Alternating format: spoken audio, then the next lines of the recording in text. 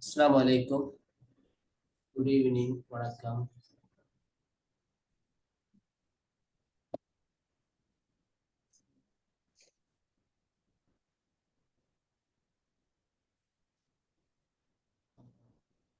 One minute, 2 minutes wait பண்ணுவோம்.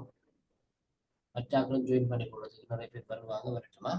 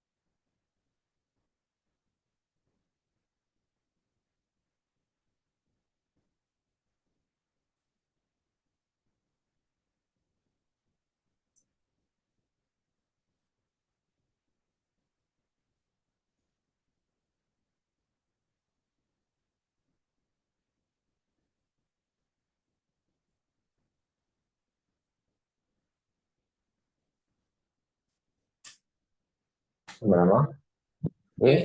Start பண்ணுவோமா?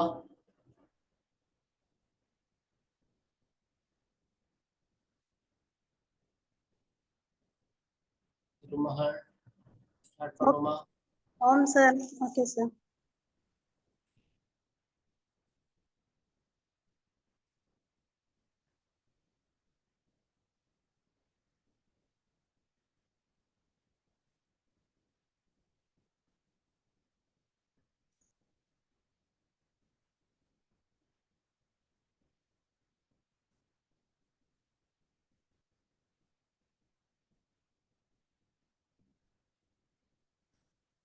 Okay, அனைவருக்கும் அஸ்ஸலாமு அலைக்கும், வணக்கம், good evening.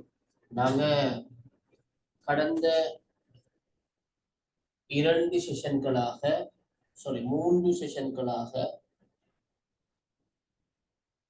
Curriculum theory and practice என்கின்ற பாடத்துல சில முக்கியமான விடயங்களை கலந்துரையாடி கொண்டு வருகின்றோம். நேற்றைய அமர்வுல கூட நாங்க ஒன்றிணைந்த கலைத்திட்டம் தொடர்பாக சில முக்கியமான விடயங்களை பார்த்தோம். கலைத்திட்ட வகைகளின் அடிப்படையில இந்த ஒன்றிணைந்த கலைத்திட்டத்தை பத்தி பார்த்தோம்.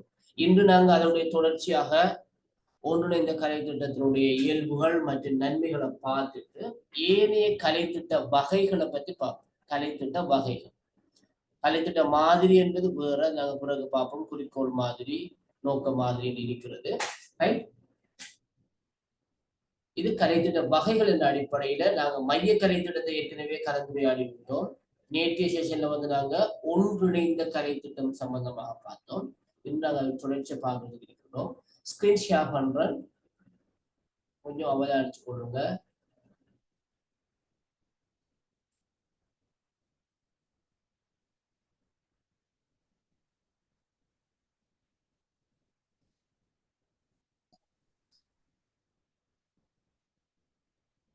ஓகே, ஸ்கிரீன் ஷேர் பண்ணிக்கிறேன் நான். நாங்க நேற்று எங்களுடைய செஷனை நிறைவு செய்கின்ற நேரத்தில் இந்த ஒன்றிணைந்த கலைத்திட்டம் சம்பந்தமாக சில விடயங்களை கலந்துரையாடி இருந்தோம். உண்மையிலேயே ஒன்றிணைந்த கலைத்திட்டம் என்பது பல்வேறு பாட பகுதிகளை ஒன்றிணைத்து பல்பாடத்துறை கற்றலை வளர்த்து அறிவின் ஒன்றிப்பை ஏற்படுத்தவும் கல்வி அனுபவங்களை வடிவமைக்கவும் உதவும் கலைத்திட்டம் இதுவாகும். சுருக்கமாக நாங்கள் எங்களோட பாசையில் செல்வமாக இருந்தால் பல்வேறுபட்ட கலைத்திட்ட அம்சங்களை, பல்வேறுபட்ட பாடங்களை, வெவ்வேறுபட்ட பாடங்களை ஒன்றாக இணைத்து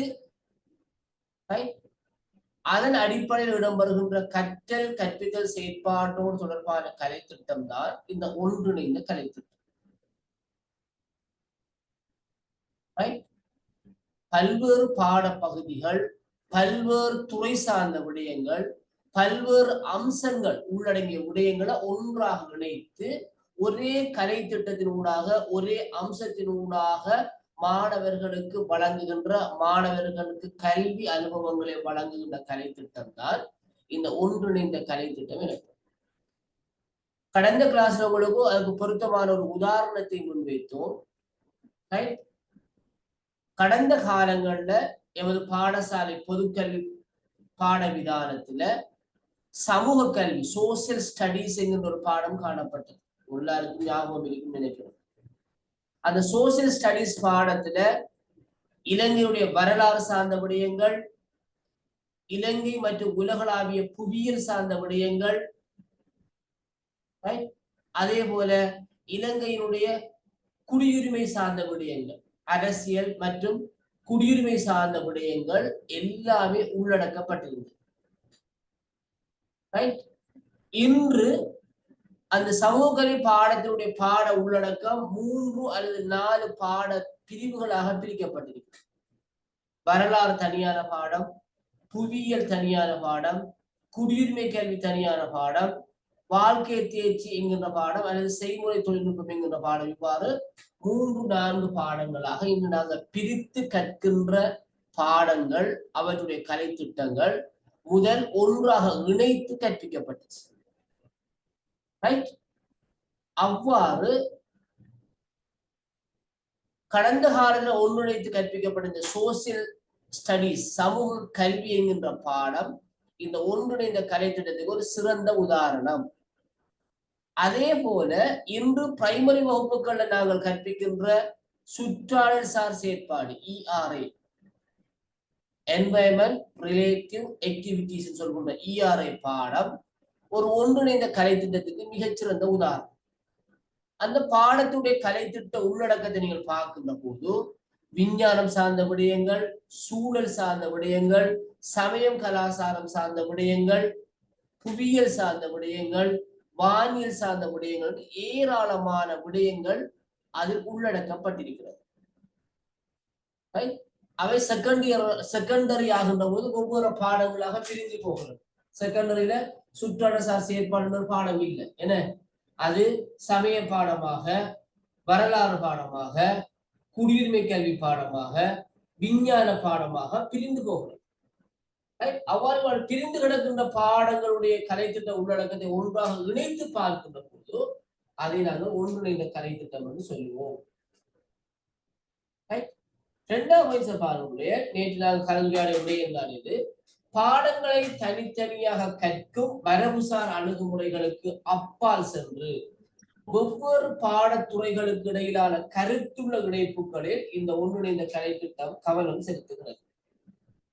பாடங்களுக்கு இடையே உள்ள இடைவெளியை குறைக்க முயல்வதுடன் கற்றல் பற்றிய முழுமையான மற்றும் ஒன்றோடொன்று இணைந்த பார்வையை ஊக்குவிக்கக்கூடிய கலைத்திட்டமாகவும் இந்த ஒன்றிணைந்த கலைத்திட்டம் காணப்படுகிறது.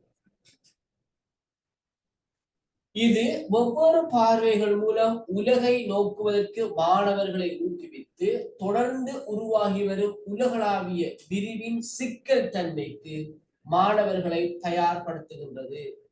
இங்கு பாடங்களை பிரிக்காமல் எல்லா விடயங்களும் ஒன்றிணைந்து கற்பிக்கப்படும். உதாரணமாக 2000ஆம் ஆண்டுக்கு முன்னர் உயர்தர பிரிவில் வந்து அட்வான்ஸ் லெவல்ல வந்து உங்களுக்கு தெரியும், ஒரு ஸ்ட்ரீம்ல மாணவர்கள் 4 பாடங்களை கற்கவும். 4 பாடம். சயின்ஸ் ஸ்ட்ரீமா இருந்தா பிசிக்ஸ் ஒரு பாடம், கெமிஸ்ட்ரி ஒரு பாடம், ஜூலஜி ஒரு பாடம், பொட்டனி ஒரு பாடம். என்ன, பௌதிகவியல், ரசாயனவியல், விலங்கியல், தாவரவியல் 4 பாடம் கட்டாய பாடம். அதே போல கணித பிரிவில் வந்தவங்களுக்கு தெரியும், பிசிக்ஸ், கெமிஸ்ட்ரி, பியோமெட்ஸ், அப்ளைட் மேத்ஸ் 4 பாடம். 2000ஆம் ஆண்டுடைய புதிய கல்வி சீர்திருத்தத்தின்படி உயர்தர பிரிவில் 4 பாடங்கள் 3 பாடங்களாக குறைக்கப்பட்டது. அதுல 2 பாடங்கள் ஒன்றிணைக்கப்பட்டது. கணித பிரிவில், விஞ்ஞான பிரிவு. என்ன, ஜூலஜி என்கின்ற விலங்கியல் பாடமும் பொட்டி என்று சொல்கின்ற தாவரவியல் பாடமும் ஒன்றாக இணைந்து பயாலஜி என்கின்ற பாடமாக மாறி இருக்கு. உங்களுக்கு தெரியும்.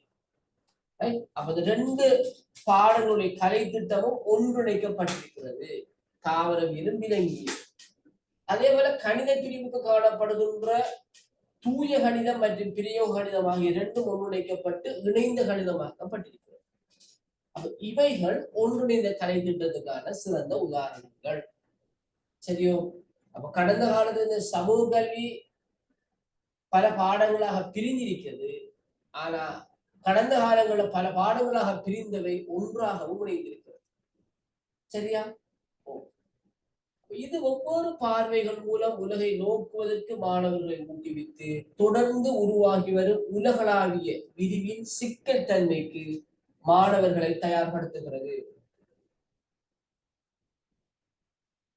இங்கு பாடங்களை பிரிக்காமல் எல்லா விடயங்களும் ஒன்றிணைத்து கற்பிக்கப்படும். அப்ப இந்த பயாலஜிங்கிற பாடத்தை இப்ப படிப்பிக்கிறதுக்கு 2 அல்லது 3 ஆசிரியர்கள் பயன்படுத்தப்படுறாங்க. விலங்கியல் சார்ந்த விடயங்களை படிப்பிக்கிறது ஒரு ஆசிரியரும், தாவரவியல் சார்ந்த விடயங்களை படிப்பிக்கிறது ஒரு ஆசிரியர். ரைட்? அப்ப ஆசிரியர் இணைந்துதான் இந்த பாடத்தை கற்பிக்க வந்து இருக்கிறது. கடந்த காலங்களில் தனித்தனியான பாடம் படிக்கின்ற போது அந்தந்த பாடங்கள்ல எக்ஸ்பர்டான டீச்சர்ஸ் கற்பித்தாங்க. இப்ப இந்த 2 பாடங்களையும் ஒவ்வொரு பகுதிகளாக பிரித்து கற்பிக்கிறாங்க. சரி,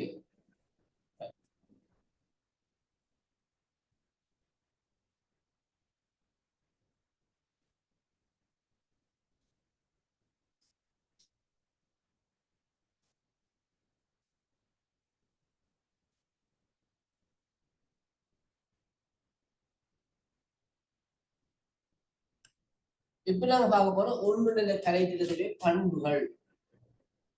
முதலாவது பண்பு பார்த்தோம்னா பல் பாடத்துறை சார்ந்த அணுகுமுறை. பல பாடத்துறை சார்ந்த அணுகுமுறைகள் இதுக்குள்ள காணப்படுகிறது. உதாரணமாக நாங்க ஓலெவல் இருக்கிற சயின்ஸ் பாடத்தை எடுத்தாலும் அதுவும் கிட்டத்தட்ட ஒன்றிணைந்த கலை திட்டத்துக்குரிய ஒரு அம்சம் தான்.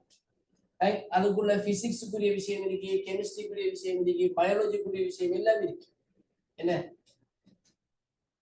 ஓலெவல் 10ஆம் ஆண்டு 9ஆம் ஆண்டு படிப்பிக்கிற சயின்ஸ் எடுத்து பார்த்தீங்கன்னு சொன்னால் சுவாச தொகுதி, கழிவாற்றும் தொகுதி, கண்ணின் அமைப்பு, காதின் அமைப்பு எல்லாம் பார்ப்பீங்க. அது வந்து பயாலஜியோடு சம்பந்தப்பட்ட விஷயங்கள்.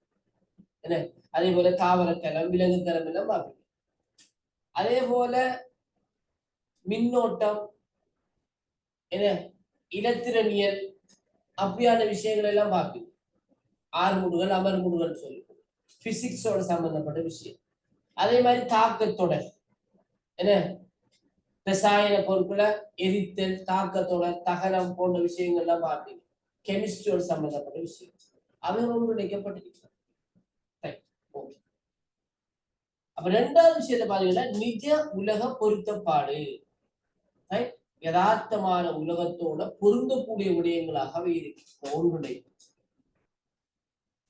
ஒன்றிணைக்கப்படுவதால ஒரு முழுமையான விளக்கம் அறிவு கிடைக்கும்.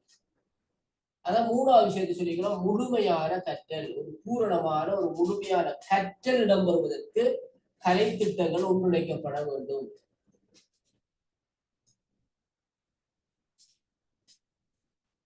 நான்காவது பார்க்கணும் சில செயற்திட்ட அடிப்படையிலான கற்றல், ப்ராஜெக்ட் மெத்தட். செயற்திட்ட அடிப்படையிலான கற்றல் இடம்பெறுவதற்கு இந்த ஒன்றிணைந்த கலை திட்டமே பக்கபலமாக இருக்கும். அடுத்தது நுண்ணாய்வு சிந்தனை. மாணவர்கள் மிக நுணுக்கமாக ஆராய்ந்து மிக நுணுக்கமாக பாட விடயங்களை சிந்தித்து புதிய அறிவை ஆற்றலை உருவாக்கி கொள்ளக்கூடிய வகையில் இருக்கு. அது குறுக்கு கலை திட்ட கருப்பொருளை கொண்டதாக இருக்கு. ஆய்ந்தறிதல் அடிப்படையிலான கற்றல் அங்கு இடம்பெறும். ஒன்றை தீவிரமாக ஆராய்ந்து அறிந்து கற்கின்ற விடயங்கள் இங்கு காணப்படும்.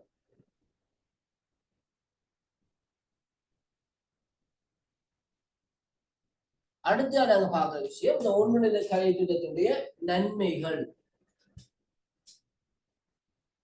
பிரதானமான நன்மை பார்த்தோம்னு சொன்னால், நாங்க முழுமையான கற்றல் அடிப்படையில ஒரு மாணவனுக்கு ஒரு பாடம் தொடர்பான ஒரு முழுமையான விளக்கத்தை இந்த ஒன்றிணைந்த கலை திட்டம் வழங்கும். அப்ப இந்த முழுமையான கலை திட்டம், இந்த முழுமையான விளக்கத்துக்கான காரணம் என்று பார்த்தோம்னா, இங்க ஒன்றுக்கு மேற்பட்ட ஆசிரியர் கற்பிப்பாங்க. ஒரு பாடத்தோடு தொடர்பான ஏனைய விடயங்கள் இங்கு ஆராயப்படும். ஆகவே ஒரு பரிபூர்ணமான ஒரு பூர்ணமான ஒரு விளக்கத்தை மாணவர் பெற்றுக்கொள்வதற்கான சந்தர்ப்பம் இங்கு இருக்கு.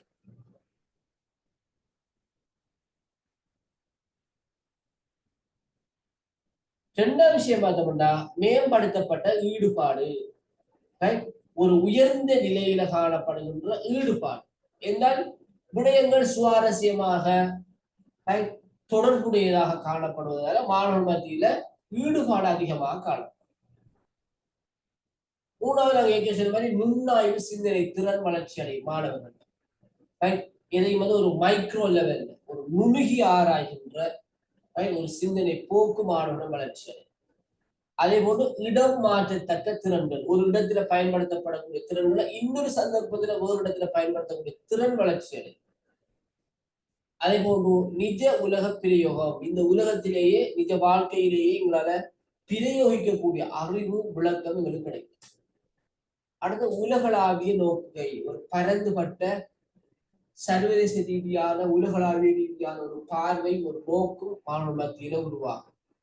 அடுத்த வாழ்நாள் நீடித்த கற்றல், அது தொடர்ச்சியாக உயர்தரம் அதுக்கு மேற்பட்ட படிப்புகள் என்ற வகைகள் அப்படியே விரிந்து கொண்டே செல்லும். அடுத்தது இறுக்கமான ஆசிரியர் மாணவர்கள். இறுக்கம் என்பது இங்க நெருக்கமான, மிக நெருக்கமான ஆசிரியர் மாணவர் தொடர்பு இந்த ஒன்றிணைந்த கலைத்திட்டத்தினூடாக உருவாகும். காரணம், ஒரு பாடத்தை பல ஆசிரியர்கள் கற்பிப்பதனால அந்த ஆசிரியருக்கு இடையிலே மாணவர்களுக்கு இடையிலே நெருக்கமான உறவுகள் தொடர்புகள் காணப்படும். இதுதான் ஒன்றிணைந்த கலைத்திட்டம். இது விலங்கல்லன்னு சொல்றாள், எனக்கு சொல்லுங்களேன்.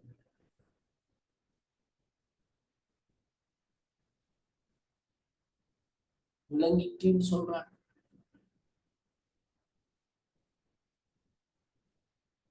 ரெண்டு பேரும் இல்லையா?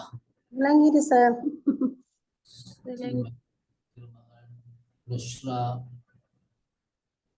விளங்கிட்டு சார்.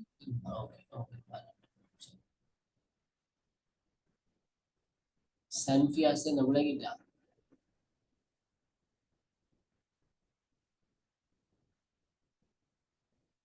சன்ஃபியாஸ் சார் நேற்று தொடர்ச்சி தானே. இப்ப நாங்க அடுத்த ஒரு வகையான கலைத்திட்ட வகை பார்க்க போகின்றோம். ஓகே, இதை பார்த்துட்டு போங்க. ஒன்றிணைந்த கலைத்திட்ட நடைமுறைப்படுத்துறது சவால். அப்ப இந்த ஒருங்கிணைந்த கலை திட்டத்துல நன்மைகள் காணப்பட்டாலும் அதே பாடசாலைகள்ல நடைமுறைப்படுத்துறதுல பல்வேறு விதமான பிரச்சனைகள், தடைகள், சவால்கள் காணப்படலாம். அதுல முதலாவது சவால் நேர மட்டுப்பாடு, வரையறுக்கப்பட்ட நேரம். ஒரு பாடமுடைய மிக பரந்து விரிந்ததாக இருந்தாலும் ஒரு பாடத்துக்கு ஒதுக்கப்படுகின்ற நேர அளவும் குறைவான. ஆகவே அந்த குறிப்பிட்ட நேரத்துக்குள்ள முடிக்க முடியாத ஒரு பிரச்சனை ஒன்று வரும். நேர மட்டுப்பாடு மிகப்பெரிய சவால். இரண்டாவது ஆசிரியருடைய ஒத்துழைப்பு 100% தேவை.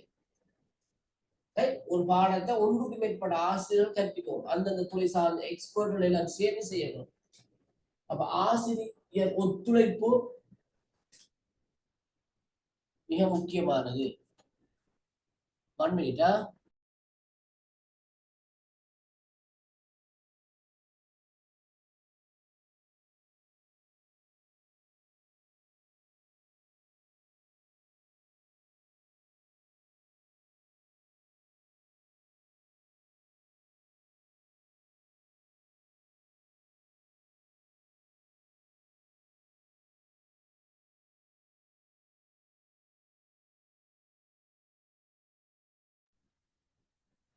ஓகே, அடுத்த 3வது விஷயம் பார்த்தோம்னா இதோட சவால் சிக்கலான கணிப்பு.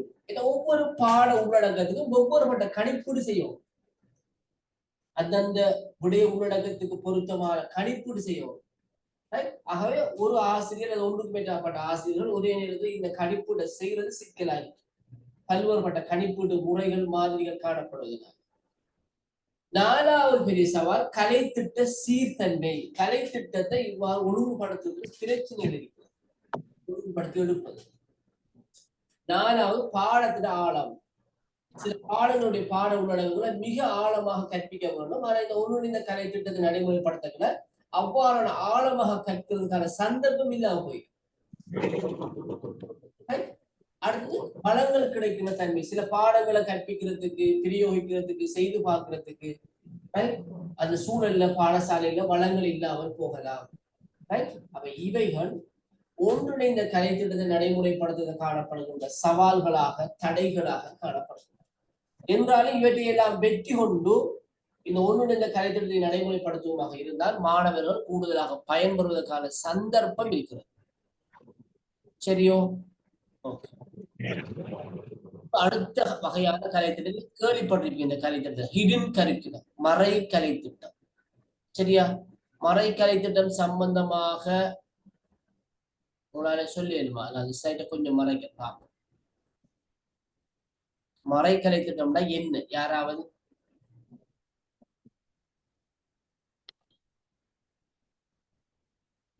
சொல்லலாம்.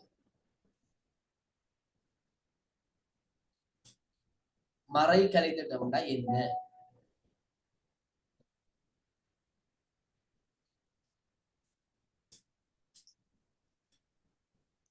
சொல்லுங்க, யாருக்காவது தெரியுமா?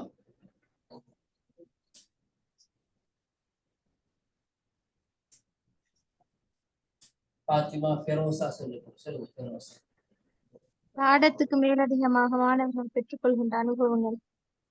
பாடத்துக்கு மேலதிகமாக மாணவர்களுக்கு வழங்கப்படுகின்ற அனுபவங்கள். பாப்போம். ஓகே, உஸ்ராவோட கருத்தை சொல்லிருக்கா, அது எந்த அளவு ஏற்புடையதுங்கிறத பார்ப்போம். பஸ்மினா,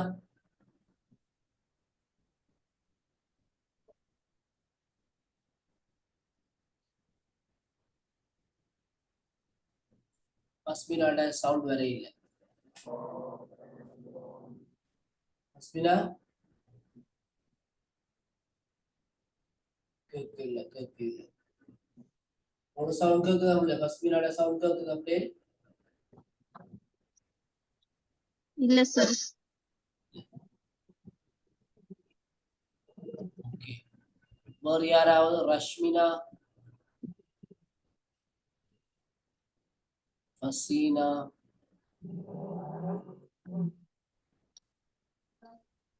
பஸ்மினாட மைக்ல கூட ஏதோ அப்செட் இருக்குமா? பஸ்மினா பேசுறா, எங்களுக்கு தெளிவு இல்லாம இருக்கு, அரபி விளங்கு இல்லை. வேறு யாராவது எங்களோட நசுஹா சார் நான் இப்பதான் சார் ஜாயிண்ட் ஆவினேன். மழை இங்க சொன்னால் மறை கலை திட்டம்னா என்ன அப்படி விஷயத்தை கேள்விப்பட்டிருக்கீங்களா? தெரியுமா? முறைசார் கலை திட்டத்துக்கு புறம்பான செயற்பாடுகள். முறைசார் கலை திட்டத்துக்கு புறம்பான செயற்பாடுகள், அதாவது முறைசாரா கலை திட்டம் செல்லும். மறைக்கலை திட்டம்னா என்ன? அதுவும் வரலாம், பார்ப்போம். வேறு யாராவது ஒரு கருத்துக்களை கேட்டு போட சொன்னா கொஞ்சம் இன்ட்ரெஸ்டிங் இருக்கும். அதுக்காக அன்றாட செயற்பாடுகளினூடாக மாணவர்கள் பெற்றுக்கொள்ற அனுபவங்கள். முறைசார், முறைசாரா, மறை மூன்று கலைத்திட்டம் 3 வகைக்கிறே. அதுல மறைக்கலை திட்டம்னா என்னன்னு நினைக்கிறீங்க? தன் மறை கலைத்திட்டம் அன்றாட மேலதிக அனுபவங்கள் ஊடாக மாணவர்கள் பெற்றுக்கொள்கின்ற மேலதிக செயற்பாடுகளூடாக மாணவர்கள் பெற்றுக்கொள்கின்ற அனுபவங்கள்.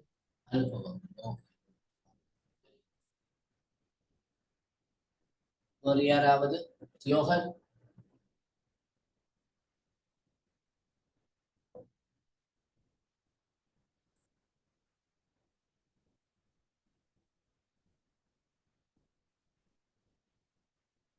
நாகேந்திரா எப்ப வந்திருக்கீங்க போல, விருந்துட்டு போல. சார் கொஞ்சம் லேட் ஆயிருச்சு சார். ஓகே. அப்ப நாங்க இந்த ஹிடன் கரிக்குலம், மறை கலை திட்டம் என்கின்ற ஒரு விடயமும் பாடசாலைகள்ல காணப்படுகிறது. அது அந்த பேரிலே காணப்படுற மாதிரி மறைந்து எங்களுக்கு தெரியாத வகையில மறைமுகமாக எங்களுக்கு கிடைக்கின்ற ஒரு கலை திட்ட அம்சமாக இருக்கு, அனுபவமாக இருக்கு. இப்ப பாப்போம், நாங்க ஸ்லைட பாப்போம். சார் மறை திட்டம் என்றால் நாங்க இது சரி ஒரு திட்டத்தை செஞ்சுட்டு அந்த இடையில நிப்பாட்டுறதா? அந்த ஃபுல்லா இல்ல, பாடசாலையில வெளிப்படையாக தெரிகின்ற விடயங்களுக்கு அப்பால் அந்த பாடசாலை நேரத்துல பாடசாலை மாணவர்கள் மறைமுகமாக பெற்றுக்கொள்கின்ற வேறு வழிகளில பெற்றுக்கொள்கின்ற, அதாவது அந்த கலை திட்டத்துடைய அம்சங்களை வெளியில நாங்க காண இயலாது, தெரியாது. அந்த வகையில பெற்றுக்கொள்கின்ற அனுபவங்கள் தான் மறைக்கலை திட்டம். பாருங்க, பாட ஏற்பாடு மற்றும் கற்பிக்கும் அறிவுக்கு அப்பால், வகுப்பறையில ஆசிரியர் கற்பிக்கின்ற விடயங்களுக்கு அப்பால, பாட உள்ளடக்கங்களுக்கு அப்பால், அது அல்லாமல் மாணவர்கள் பாடசாலையில் இருந்து பெறுகின்ற உளப்பாங்குகள், கருத்துக்கள், திறன்கள், விருத்திகள், விழுமியங்கள், நம்பிக்கைகள் எல்லாமே மறைக்கலை திட்டத்துக்குள்ள அடங்கும். மறைக்கலை திட்டம். சார் இந்த காலை கூட்டம், காலை கூட்டத்தின் ஊடாக, காலை கூட்டம் மறைக்கலை திட்டம் இல்லாமல் காலை கூட்டத்தின் ஊடாக பெறுகின்ற அனுபவம் மறைக்கலை திட்டத்துக்குள்ள. சரியா? எங்களை அறியாத வகையில எங்களுக்குள்ள ஏற்படுகின்ற மனப்பாங்கு ரீதியான, உட ரீதியான, விழுமிய ரீதியான அனுபவங்கள், அதான் மறைக்கலை திட்டம். இது ஒவ்வொரு பாடசாலைகள்லையும் ஒவ்வொருபட்ட வகையில காணும். அந்த பாடசாலையில பின்பற்றப்படுகின்ற ஒழுக்க விழுமியங்கள், நடத்தை பாங்குகள், ஆசிரியர் மாணவர் தொடர்புகள், ஆசிரியர் மாணவர் பாடசாலை சமூக தொடர்புகள் என்பவற்றின் வாயிலாக இந்த மறைக்கலை திட்ட அம்சங்கள் மாணவர்களை சென்றடைகிறது. பாரு, தேசிய பொது குறிக்கோள்களுக்கு அமைவாக பிள்ளை முறைசார் வகையிலும் முறையில் வகையிலும் பாடசாலையினூடாக விருத்தி செய்து கொள்கின்ற வாழ்க்கை பண்புகள், அவனோட லைஃப், வாழ்க்கைக்கு தேவையான பண்புகள் மறைக்கலை திட்டத்தில் அடங்கும். உதாரணமாக ஆசிரியர்களுக்கு மரியாதை செலுத்துறது. இப்ப பாடசாலையில ஒரு நடைபாதையில ஒரு ஆசிரியர் வந்து கொண்டிருக்கான்னு வச்சுக்கணும், மாணவர்கள் எதிர் திசையில வந்து கொண்டிருக்காங்க. அப்ப அந்த ஆசிரியர் காண்கின்ற போது சலாம் கூறுறது, வணக்கம் கூறுறது, அதுல ஒவ்வொரு பாடசாலையும் ஒரு வித்தியாசமான விதம் இருக்கு. ஆசிரியர் கண்ட உடனே மாணவன், நடந்து வர மாணவன் நிற்பாங்க, நின்று ஆசிரியருக்கு சலாம் கூறிவிட்டு ஆசிரியர்களை கடந்து சென்ற பின்னர் ஆசிரியர் கடந்து சில மாணவர்கள் செல்வாங்க. அப்ப இது ஒரு விதமான மனப்பாங்கு.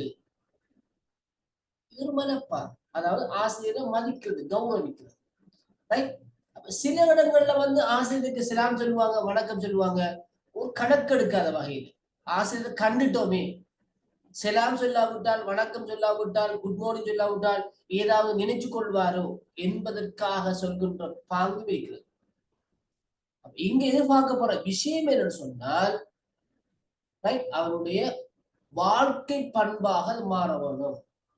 உளப்பாங்குல, மனப்பாங்குல மாற்றத்தை ஏற்படுத்தக்கூடிய விஷயமா இருக்கு. இதற்கு அடிப்படையாக பாடசாலை பின்பற்றப்படுற ஒழுக்கக்கோவை, காலை ஆராதனை நிகழ்வுகள், அதே போல சமூக தலைவர்கள், மார்க்க அறிஞர்களுடைய சொற்பொழிவுகள், உபதேசங்கள், வழிகாட்டல் ஆலோசனை தொடர்பான செயற்பாடுகள், இவைகள் எல்லாமே இந்த மறைக்கலை திட்டத்தை ஏற்படுத்தும். அப்ப காலை ஆராதனை என்பது மறைக்கலை திட்டம் அல்ல. காலை ஆராதனையின் ஊடாக மாணவர்கள் பெற்றுக் கொள்வது மறைக்கலை திட்ட பண்பு. அதை நீங்க விளங்கிக் கொண்டா சரி. மூணாவது பாயிண்ட் பாருங்க பிள்ளைகள், கல்வி சூழமைவுகள், இடைத்தொடர்புகள் மற்றும் செயற்பாடுகள் மூலமாக வெளிப்படுத்தப்படும் பேசப்படாத செய்திகள், சமூக நியமங்கள், மனப்பாங்குகள் மற்றும் பெருமானங்கள் இந்த மறைக்கலை திட்டத்துக்குள்ள அடங்கும். அப்ப பல லீடிங் ஸ்கூல்களுக்கு மாணவர்களை சில பேரண்ட்ஸ் கஷ்டப்பட்டு சேர்க்கிறதுக்கு எதுக்கு சொன்னார், நல்ல ஒழுக்க பண்புகளை மாணவர்கள் கற்றுக்கொள்வார். மாணவருடைய பேச்சில நாகரிகம் இருக்கு, மாணவருடைய நடத்தையில ஒழுக்கம் இருக்கு. அப்ப இவைகள் எதனூடாக இந்த பாடசாலை, எல்லா பாடசாலையிலையும் ஒரே கலை திட்டம் தானே. அப்ப ஏன் சில பாடசாலையிலிருந்து வர மாணவர்கள் நல்ல ஒழுக்கம் உள்ளவர்களாக, பண்பாடு உள்ளவர்களாக, சிறந்த மனப்பாங்கு உள்ளவர்களாக இருக்கிறாங்க. பல பாடசாலையிலிருந்து வர பிள்ளைகள் வன்முறையாளர்களாகவும், பிரச்சனை ஏற்படுத்தக்கூடியவர்களாகவும், பொது சொத்துக்களுக்கு நாசம் செய்யக்கூடியவர்களாகவே இருக்கிறார்கள் பார்த்தோம்னால், அந்தந்த பாடசாலைகளாக கிடைக்கப்படுகின்ற மறை கலை திட்ட பண்புகள் தான் காரணம். சரி, அப்ப இந்த மறைக்கலை திட்டம் எப்படி மாணவர்களுக்கு கிடைக்குன்னா பாருங்க, கல்வி சூழமைவுகள், இடைத்தொடர்புகள் மற்றும் செயற்பாடுகள் மூலமாக வெளிப்படுத்தப்படுகின்ற பேசப்படாத செய்தி, சமூக நியமம், மனப்பாங்கு, பெருமானம், இதுதான் மறைக்கலை திட்டங்களோட வருது.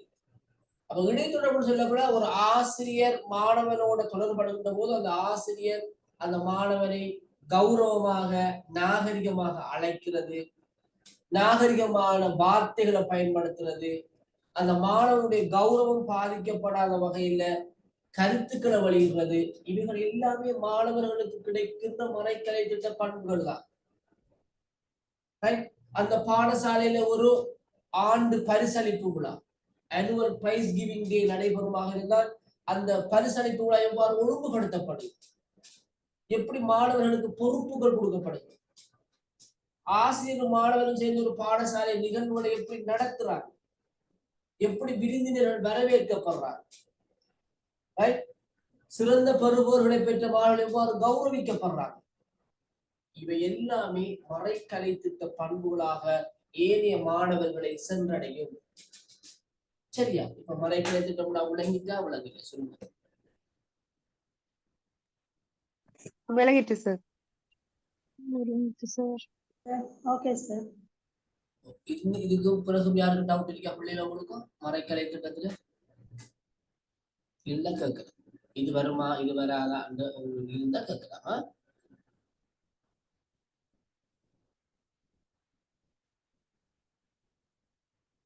ஓகே, அடுத்த விஷயத்துக்கு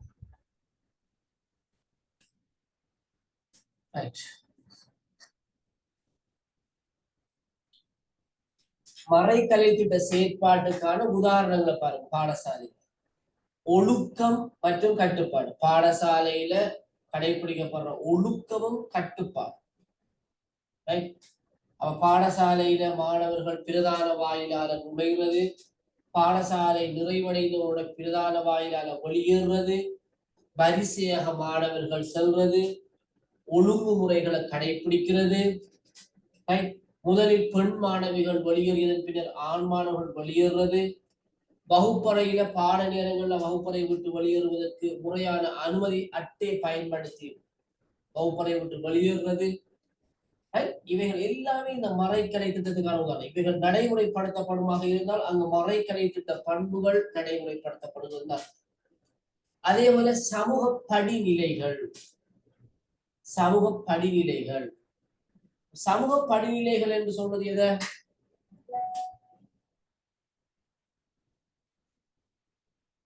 சமூக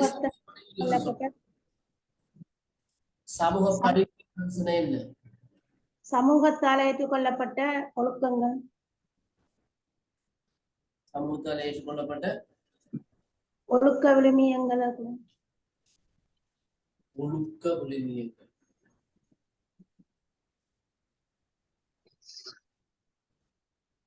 ஓகே, அதையும் சொல்லலாம். குறிப்பாக சமூக படிநிலைகள் சொல்றது ஆசிரியர்கள் மாணவர்களோட கொண்டிருக்கின்ற இடைத்தொடர்புகள் மற்றும் அதிகாரம், அந்தஸ்து என்பவற்றை தான் இந்த சமூக படிநிலைகள் காட்டும்.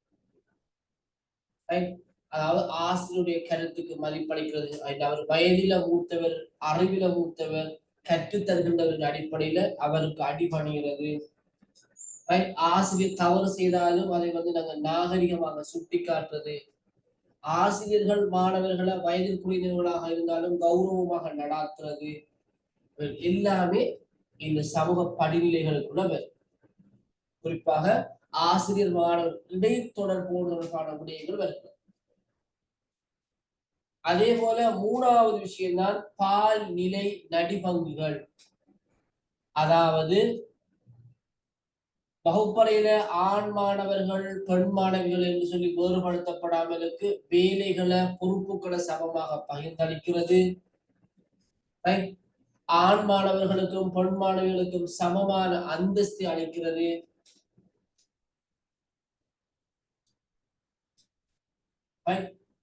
பொதுவான மொழிய மாணவர்களுக்கு பயன்படுத்துறது. அவர்கள் ஆண் மாணவர்களாக இருந்தாலும் பெண் மாணவிகளாக இருந்தாலும் மாணவர்கள் என்ற அடிப்படையில அவர்களோடு கற்பித செயற்பாடு விடயங்கள்ல பொறுப்புகளை பகிர்ந்தளிக்கிறது, வகிபாகங்களை மாற்றுறது, இது எல்லாமே பால்நிலை நடிபங்குகளுக்குள்ள வரும். அதாவது பெண் மாணவர்கள் என்று சொல்லி அவங்களுக்கு சில பொறுப்புகளை வழங்காம இருக்கிறதையோ, அது ஆண் மாணவர்கள் சொல்லி சில விடயங்களை அவருக்கு வழங்காமல் ஒதுக்கி வைக்கிறதையோ அல்லாமலுக்கு அனைவரையும் மாணவர்களாகவே கருதுறது தான் இந்த மறைக்கலை திட்ட பண்புக்கான அடுத்த பண்பு. அடுத்த விஷயம் கீழ்ப்படிவு. மாணவர்கள் காணப்படுகின்ற அடிபணிவு அல்லது கீழ்ப்படிவு, ஒபேன்னு சொல்லுவாங்க. ஒபே அல்லது ஒபீடியன்ஸ், இது ஒரு மறைக்கலை திட்ட பண்பு. அப்புறம் அதிபருக்கு ஆசிரியர்கள் அடிபணிகிறது, ஆசிரியருக்கு மாணவர்கள் அடிபணிகிறது, மாணவர் தலைவருக்கு மாணவர்கள் அடிபணிகிறது. இந்த அடிபணிவு கீழ்ப்படிவு எல்லாமே மறைக்கலை திட்டத்துடைய அம்சமாக இருக்கிறது. அடுத்த பிரதானமான விஷயம் கலாசார ஒற்றுமை. கலாசார ரீதியான ஒற்றுமை. குறிப்பாக ஒரு பாடசாலையில வேறுபட்ட கலாசாரங்களை கொண்ட மாணவர்கள் கற்கின்ற போது ஒருவருடைய கலாசாரத்தை மற்றவர் விளங்கிக் கொள்வது, ஒருவருடைய கலாசாரத்தை மற்றவர் விளங்கிக் கொள்வது, அந்த கலாசாரத்துக்கான அங்கீகாரத்தை வழங்குறது,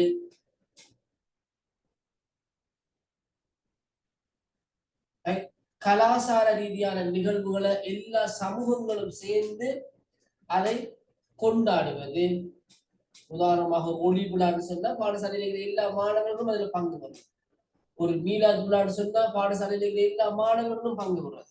அதுக்காக அதில் இருக்கிற வணக்க வழிபாடுகள்ல ஈடுபடுவது என்பது அர்த்தம் இல்லை, அந்த விழாவில பங்கேற்கிறது. அது ஒரு விதமான கலாசார ஒற்றுமை. 3 சமூகங்களை பேருப்படுத்தக்கூடிய மாணவர்கள் காணப்படுமாக இருந்தால் அந்தந்த சமூகங்களை பேருப்படுத்துகின்ற மாணவர்கள் கொண்டாடுகின்ற விழாக்களை பாடசாலை மட்டத்தை ஏற்பாடு செய்யும். அடுத்த விஷயம் அர்ப்பணிப்பு, டெடிகேஷன். சிரமங்களை துன்பங்களை தாங்கி கொண்டு உழைக்கிறது, அர்ப்பணிப்பு செய்கிறது, ஒரு சேவை அடிப்படையில தியாக அடிப்படையில இடம்பெறுகின்ற செயற்பாடு. பாடசாலை நேரம் காலை 7:30 1:30 வரைக்கும் என்றாலும் சில நேரங்கள்ல பாடசாலையில 2 மணி 2:30 வரைக்கும் தங்கியிருக்க வேண்டிய தேவை வரும், சில வேலைகள் வருகின்றன. அதற்காக எங்களோட நேரத்தை அர்ப்பணிக்கிறோம், ஒதுக்கி கொள்வோம். அப்படியான விஷயம். 5 நாட்கள் தான் பாடசாலை நாட்கள் சொன்னா பாடசாலை நடைபெறும் ஒரு உலாவுக்காக சனிக்கிழமை ஞாயிற்றுக்கிழமை போன்றவற்றில் ஆசிரியர் மாணவர்கள் வருகை தந்து அந்த உலாவுக்கான ஏற்பாடு செய்யறதுல தங்களை அர்ப்பணிச்சுக்கணும். இதுவும் மறைக்கலை திட்டத்துக்கான உதாரணம். அதே போல மாணவ மத்தியில் காணப்படுகின்ற நேர் மனப்பாங்கு, பாசிட்டிவ் ஆட்டிடியூட்ஸ். எவரையும் நாங்க தரக்குறைவாக எண்ணவே கூடாது, ஒருவரை பற்றி தவறான அபிப்பிராயம் என்றதை நாங்க வளர்த்துக் கொள்ளக்கூடாது. எதையும் நாங்க பாசிட்டிவாவே பார்க்கணும். அப்ப இதை மாணவர்களுக்கு வழங்கக்கூடிய செயற்பாடு. அதே போல சமய நம்பிக்கைகள், அதில் நான் சொன்ன அறிஞர்களுடைய உபன்யாசங்கள், உபதேசங்கள், சொற்பொழிவுகள் என்பவற்றை மாணவர்களுக்கு வழங்குவதன் ஊடாக சமய நம்பிக்கையினூடாக அவர்களிடம் விழுமிய ரீதியான முன்னேற்றத்தையும் அர்ப்பணிப்பையும் மனப்பாங்கு விருத்தியையும் ஏற்படுத்தும். அப்ப இவைகள் மறை கலை திட்டத்துக்கான உதாரணங்களாக காணப்படுகின்றன.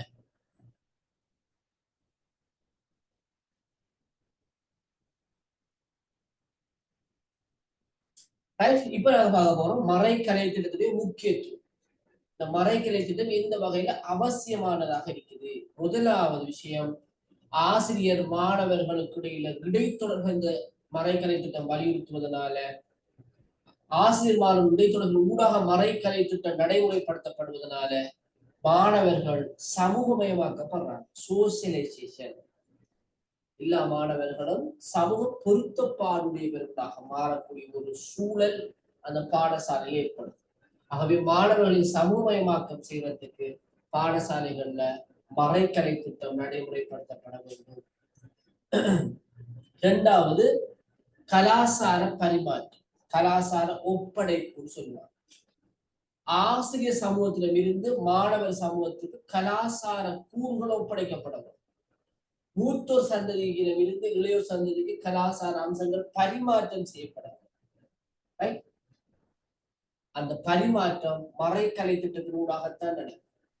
ஆசிரியரும் காணப்படுகின்ற சிறந்த முன்மாதிரியான செயற்பாடுகள், பல்வேறு விடயங்கள்ல ஆசிரியர் முன்னோடியாக நடந்து கொண்ட விடயங்கள் எல்லாமே கலாசார பரிமாற்றத்தை பாடசாலையில் ஏற்படுத்தும். அப்ப இது மறைக்கலை திட்டத்துடைய முக்கியத்துவமாக அம்சமாக இருக்கிறது. மூணாவது முக்கியமான விஷயம், மறைமுகமான செய்திகள் மாணவர் சமூகத்துக்கு நேரடியாக சுட்டிக்காட்டாமலுக்கு மாணவர்கள் அவதானிப்பதன் மூலமாகவும் ஆசிரியர்களுடைய முன்மாதிரியான செயற்பாடுகள் மூலமாகவும் பல மறைமுகமான செய்திகளை பெற்றுக் கொள்வார். ஒழுக்கம், கௌரவம், சுதந்திரம், தனியார் வேறுபாடு, அனுதாபம், ஒத்துணர்வு, பல விடயங்களை மறைமுகமாக மாணவர்கள் பெற்றுக் கொண்டதுக்கு மறைக்கலை திட்டம் பங்களிப்பு செய்கிறது. அடுத்தது, ஒவ்வொரு சமூகமும் ஏற்றுக்கொண்டிருக்கின்ற நியமங்கள், பெருமானங்களை மாணவர்கள் புரிந்து கொள்வதற்கு, விளங்கிக் கொள்வதற்கு மறைக்கலை திட்டமே பங்களிப்பு செய்யும். அடுத்து, அடையாளம், ஐடென்டிபிகேஷன். ஒவ்வொருவருடைய அடையாளம், நான் யார், நான் எதை செய்ய வேண்டும், எதை செய்யக்கூடாது என்கிற அடையாளத்தை பெற்றுக் கொள்வதற்கு மறைக்கலை திட்டம் பங்களிப்பு செய்யும்.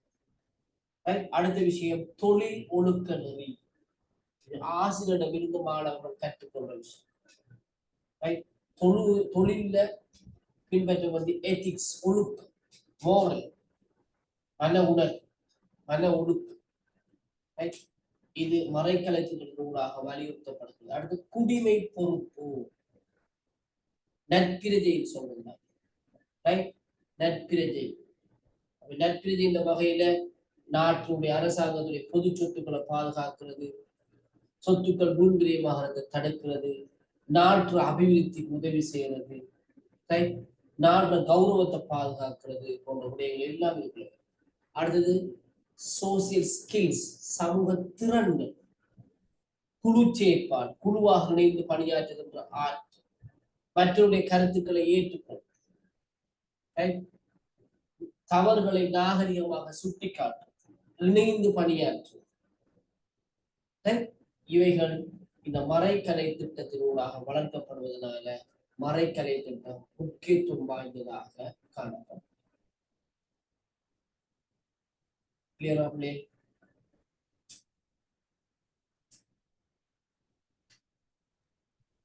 சார் சொல்லுமா நுஸ்ரா, என்ன கேள்வி எதுமா? இல்ல சார். Okay, right. இப்ப அடுத்த ஒரு வகை பார்க்க போகிறோம், முறைசார் கலை திட்டம். அடுத்தது முறைசார் கலை திட்டம். என்ன முறைசார் கலை திட்டம்டா? பாடசாலைகள்ல கல்வி அமைச்சின் விதந்துரைக்கு அமைவாக கல்வி அமைச்சு என்னென்ன விடயங்களை செய்ய வேண்டும், என்னென்ன விடயங்களை நடைமுறைப்படுத்த வேண்டும் என்று சுற்று நிறுவனங்களின் வாயிலாகவும் சட்ட திட்டங்களின் வாயிலாகவும் பணித்திருக்கிறதோ அந்த விடயங்களை நடைமுறைப்படுத்துகின்ற கலை திட்டம் தான் முறைசார் கலை திட்டம்.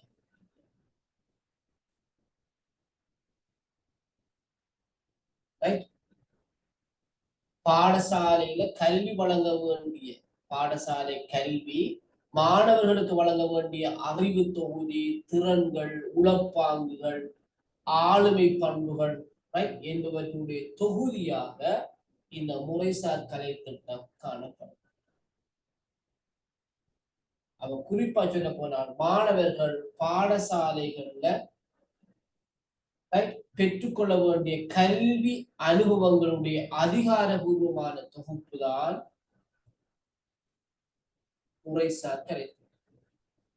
கட்டமைக்கப்பட்ட மற்றும் திட்டமிடப்பட்ட கல்வி உள்ளடக்கத்தை கொண்டு ஏற்கனவே தீர்மானிக்கப்பட்டது. கல்வி அமைச்சால இன்னென்ன விஷயம்தான் இந்த வகுப்புக்குரிய கலை திட்டம் என்று தீர்மானிக்கப்பட்டிருக்கிறது. அந்த கலை திட்ட அம்சங்களை பாடசாலைகளாலேயும் கல்லூரிகளாலேயும் நடைமுறைப்படுத்துகின்ற போது இந்த முறைசார் கலை திட்டம் நடைமுறைப்படுத்தப்படுவதாக கருதப்படும். இந்த முறைசார் கலை திட்டம் என்பது உத்தியோகபூர்வ ஆவணங்கள், பாடத்திட்டங்கள், பாட குறிப்புகள், அறிவுரைப்பு, ஆசிரியர் அறிவுரைப்பு, வழிகாட்டுகள் என்பவற்றை கொண்டு ஆசிரியர்கள் மாணவர்களுக்கு கற்பிக்க வேண்டிய உள்ளடக்கத்தை கொண்டிருக்கும். இதைத்தான் முறைசார் கலை திட்டம் சொல்லுவோம். பொதுவாக இந்த கலை திட்டத்துல பூரண கலை திட்டம் சொல்லுவாங்க. பூரண கலை திட்டத்தை ரெண்டா பிரிப்பாங்க, முறைசார் கலை திட்டம், முறையில் கலை திட்டம். முறையில் கலை திட்டத்தை ரெண்டா பிரிப்பாங்க, இணைந்த கலை திட்டம், மறை கலை திட்டம். சரி, பூர்ண கலை திட்டம் ரெண்டு வகையா இருக்கு, முறைசார், முறையில். முறையில் கலை திட்டத்துக்குள்ளால் இணை கலை திட்டம் இருக்கிறது, கோ கரிக்குலம் இருக்கிறது, ஹிடன் கரிக்குலம் இருக்கிறது. சரியா? அப்ப பாடசாலைகள்ல கல்வி அமைப்புடைய விதந்துரைக்கு அமைவாக கற்றல் கற்பித்தலோடு தொடர்பான வகையில திட்டமிடப்பட்டு நடைமுறைப்படுத்தப்படுகின்ற கலை திட்ட செயற்பாடுகள் தான் முறைசார் கலை திட்டம். குறிப்பாக பாடங்களை கற்பிக்கிறது, பாட விதானத்தை நடைமுறைப்படுத்துறது தான் முறைசார் கலை திட்டம். அப்ப இந்த முறைசார் கலை திட்டத்துக்கு புறம்பாக இருக்கிறதெல்லாம் முறையில் கலை திட்டம். முறையில் கலை திட்டத்தை ரெண்டா பிரிக்கலாம், இணைந்த கலை திட்டம், மறை கலை திட்டம். இணை கலை திட்டம் சொல்றது உங்களுக்கு தெரியும், பாடசாலையில் நடைபெறுகின்ற என்ன விளையாட்டு போட்டிகள், கலை நிகழ்வுகள், கண்காட்சிகள், களப்பயணங்கள் எல்லாம் பெறும். மறைக்கலை திட்டம் இப்போது நாங்க பார்த்துட்டோம். அப்ப இந்த இணைக்கலை திட்டமும் மறைக்கலை திட்டமும் சேர்ந்து முறையில் கலை திட்டம், முறையில் கலை திட்டமும் முறைசார் கலை திட்டமும் சேர்ந்து பூர்ண கலை திட்டம். அப்படி வரும். ஓகேவா?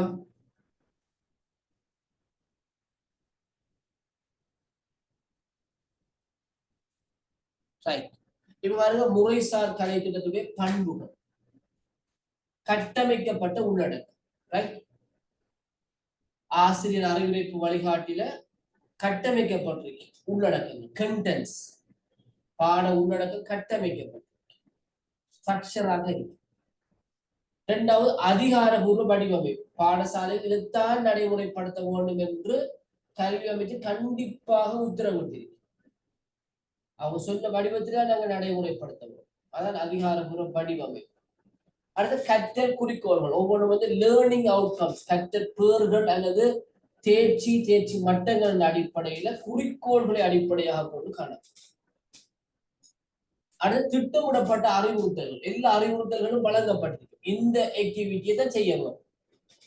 மாணவர்களுக்கு தரம் 7ல செவிமடுத்த திறனை வளர்க்கறதுக்கு ஒரு சிறுவர் பாடல் தந்திருப்பாங்க. அந்த சிறுவர் பாடலை நாங்கள் கற்பிச்சுதான் மாணவர்களை செவிமடுக்க வைக்கணும். அந்த சிறுவர் பாடலை கற்பிச்சுதான் மாணவர்களை எழுத வைக்கணும், வாசிக்க வைக்கணும், பேச வைக்கணும். 4 மொழித்திறன் இருக்கு. செவிமடுத்தல், எழுதுதல், பேசுதல், வாசித்தல் தமிழ்ல. அப்ப அது குறிப்பிட்ட அந்த செயற்பாடு கூட தான் நடக்கும். அது திட்டமிடப்பட்ட அறிவுறுத்தல்கள் சொல்றோம். ஓகே, அடுத்து கணிப்பீடு, அசஸ்மெண்ட். கணிப்பீடுகள் காணப்படும். கட்டாயமா கணிப்பீடு இடம்பெற வேண்டும். அதே போல அக்கௌண்டபிலிட்டி, பொறுப்பு கூறல். பொறுப்பு கூறுகின்ற தன்மை காணப்படும். பாடவிதான நிறைவடைஞ்சிட்டா, நிறைவடையலையா, எவ்வளவு நிறைவடைஞ்சிருக்கு, இந்த விதிக்கிறதுக்கு கற்பிக்கிறதுக்கு எவ்வளவு காலம் தேவைப்படும், பொறுப்பு கூறுகள். அடுத்து தரநிலைகள், ட்ரேங்கிங். சரி, அதாவது முற்றாக பூர்ணப்படுத்தப்பட்டிருக்கிறது, ஓரளவு பூர்ணப்படுத்தப்பட்டிருக்கிறது, பூர்ணப்படுத்தப்படுகிறது, பூர்ணப்படுத்தப்படவில்லை, ட்ரெயின் பண்றது. அல்லது நாங்க பரீட்சை மதிப்பீடுகளாக வழங்குகின்ற ABC அப்படியான கிரேட். இதெல்லாம் இந்த முறைசார் கலை திட்டத்துக்கு. ஏன்னா நாங்க பரீட்சை ஒன்று வச்சோம்னா மாணவனுக்கு புள்ளி வழங்குவாங்க. அந்த புள்ளி அடிப்படையில A பெறுகின்றான் சில மாணவன், B பெறுகின்றான், C பெறுகின்றான். என்ன அப்ப அதான் ரேங்க். இவைதான் முறைசார் கலை திட்டத்துடைய பண்புகளாக காணப்படுகின்றன.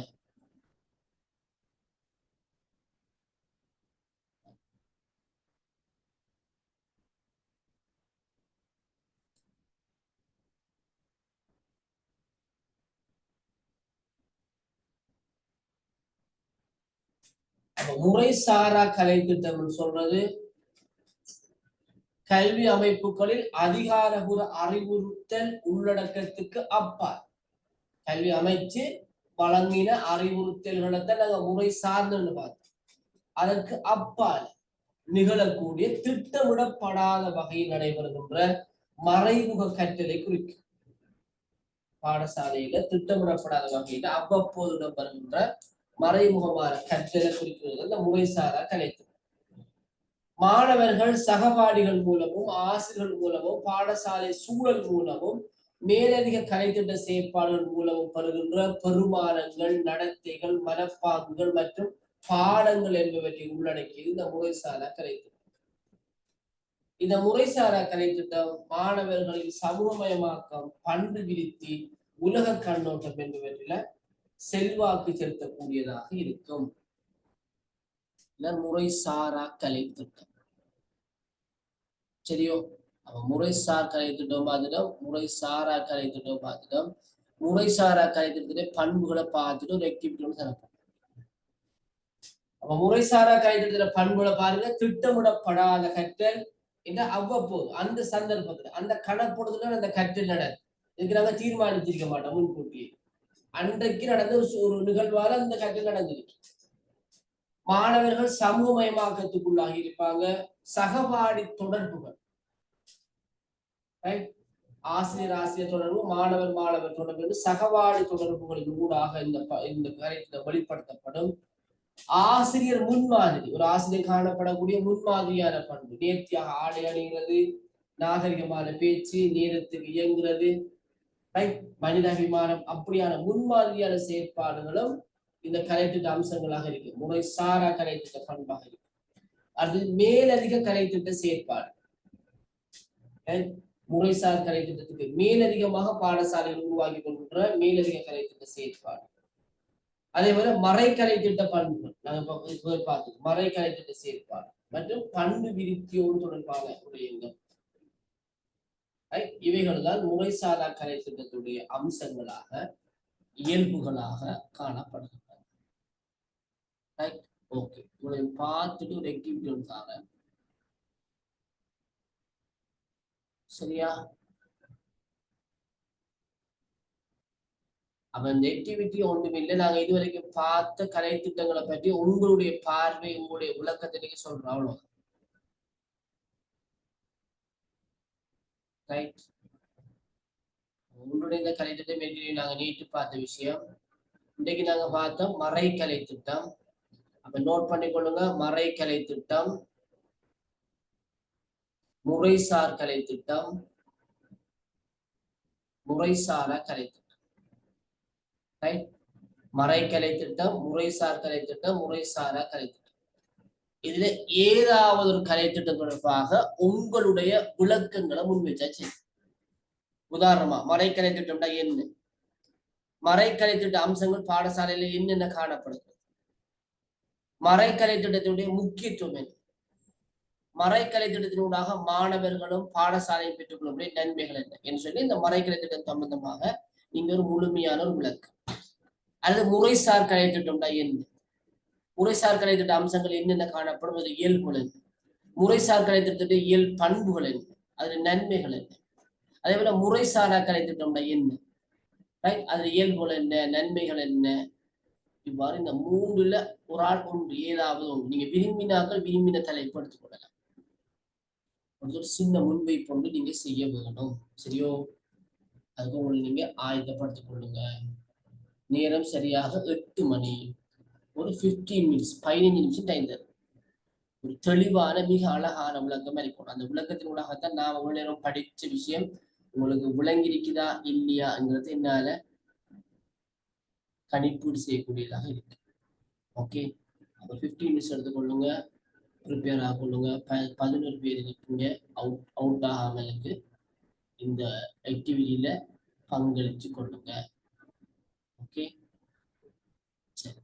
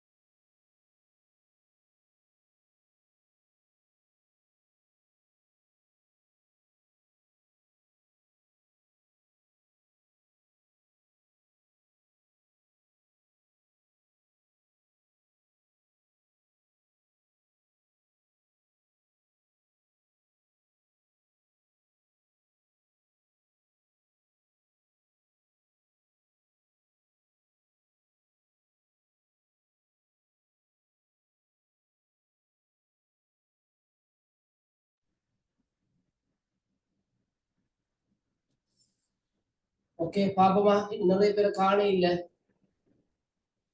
Okay sir. பாப்போம் யாரு எந்த கலை திட்டத்தை பத்தி சொல்ல போறீங்க? நான் சொல்லவா சார்? மறைக்கலை திட்டம். ஓகே சொல்லுங்க, மறை கலை திட்டத்தை சொல்லுங்க. ஓகே, மறைக்கலை திட்டம் என்றால் என்ன, அதன் முக்கியத்துவம் என்ன, நன்மைகள் எவை என்பதை நோக்கின் பாட ஏற்பாடு மற்றும் கற்பிக்கும் அறிவுக்கு அப்பால் மாணவர்கள் பாடசாலையிலிருந்து பெறுகின்ற உளப்பாங்குகள், கருத்துக்கள், திறன்கள், விழுமியங்கள் என்பன மறைக்கலை திட்டம் ஆகும். தேசிய பொது குறிக்கோள்களுக்கு அமைவாக முறைசார் வழியிலும் முறையில் வழியிலும் பாடசாலையின் ஊடாக விருத்தி செய்து கொள்கின்ற வாழ்க்கை பண்புகள் இதனுள் அடங்கும். இக்கலை திட்டத்தின் ஊடாக கல்வி சூழல் அமைவுகள், செயற்பாடுகள், இடைத்தொடர்புகள் மூலம் வெளிப்படுத்தப்படும் செய்திகள், சமூக நியமங்கள், மனப்பாங்குகள், பெருமானங்கள் இது முக்கியம் பெறுகின்றன. இதற்கு உதாரணமாக ஒழுக்கம் மற்றும் கட்டுப்பாடு, சமூக படிநிலைகள், பால்நிலை நடிப்பாங்குகள், கீழ்ப்படிவு, கலாச்சார ஒற்றுமை, அர்ப்பணிப்பு, நேர்மனப்பாங்கு, சமய நம்பிக்கைகள் என்பன அடங்குகின்றன. இதன் முக்கியத்துவம் என்னெனில் சமூகமயமாக்கல், கலாச்சார பரிமாற்றம், மறைமுகமான செய்திகள், நியமங்கள் மற்றும் பெருமானங்கள், அடையாளம், தொழில் ஒழுக்க நெறி, நட்பிரஜைகளை உருவாக்குதல், சமூக திறன்கள் என்பவற்றை வளர்த்து சிறப்பான ஒரு வழிகாட்டலுக்கு ஏதுவாக அமைகின்றது. Okay sir. ஓகே பாராட்டுகளா திருமணம்? ஓகே பாராட்டுகள் சார். நுஸ்ரா. Okay Nusra. அதாவது மறைக்கலை திட்டம் என்பது கற்பித்தலுக்கு அதிகமாக இருந்து பெறுகின்ற விழுமியத்தில் அடங்கும். நாங்க முறை சாராத கல்வியிலிருந்தும் பெற்று முடியும். அதாவது பெறுகின்ற விழுமியங்கள் எல்லோராலும் எதிர்பார்க்கப்படுகின்றது. இதன் மூலம் மாணவர்கள் அதிகரிக்க வேண்டும், தோன்ற வேண்டும் என்பதே இதன் நோக்கப்படுகின்றது. இதனூடாக மாணவர்களின் நடத்தை கோலங்கள் அழகுபடுத்தப்படுகின்றது. அதாவது சமூக ரீதியாக எதிர்ப்படும் சில பண்புகளுக்கு நேரம் ஏற்படுதல், மாணவர்களுக்கு ஒழுங்காக வருதல், பாடசாலைகளுக்கும் உள்ளவர்களுக்கு கீழ்ப்பணிவுடன் நடத்தல், முதியோர்களுக்கு மரியாதை செலுத்துதல் என்பவற்றை நாங்கள் கொள்ளலாம். பாடசாலையில் முறைசார் கலை திட்டங்களுக்கு மேலதிகமான மறைவான கலை திட்டம் ஒன்றும் செயற்படுத்தப்படுகின்றது. பாடசாலையில் கற்கும் மாணவன் ஒரு விடயத்தை கற்கும் பொழுது நேரடி கற்றலை தவிர அதனோடு இணைந்த கற்றலையும் பெறுகின்றார். அவையும் மாணவனின் ஆளுமையுடன் தொடர்புபட்டவையாக காணப்படுகின்றது. பாடசாலையில் சிந்தித்து திட்டமிடப்படாத கற்றலையும் அனுபவத்தையும் பாடசாலையில் வாழ்வதனால் மாணவன் பெறுகின்றான். இதுவே மறைவான கலை திட்டம் எனப்படுகின்றது. ஏற்றுக்கொள்ளப்பட்ட கலை திட்டத்தை விட சில வேளைகளில் மறைவான கலை திட்டம் பயனுள்ளதாக இருப்பதற்கு இடம் உண்டு. அதே போல அவற்றிலிருந்து கிடைக்கின்ற அனுபவங்களும் சில வேளைகளில் நல்லதாகவோ கெட்டதாகவோ இருக்கலாம். பாடசாலைகளில் நிலவுகின்ற கிளை கலாசாரம், சமவயது குழுக்கள், பாடசாலை நிர்வாகம், முகாமைத்துவம் என்பன மறைவான கலை திட்டத்தின் மீது செல்வாக்கு செலுத்துகின்றன.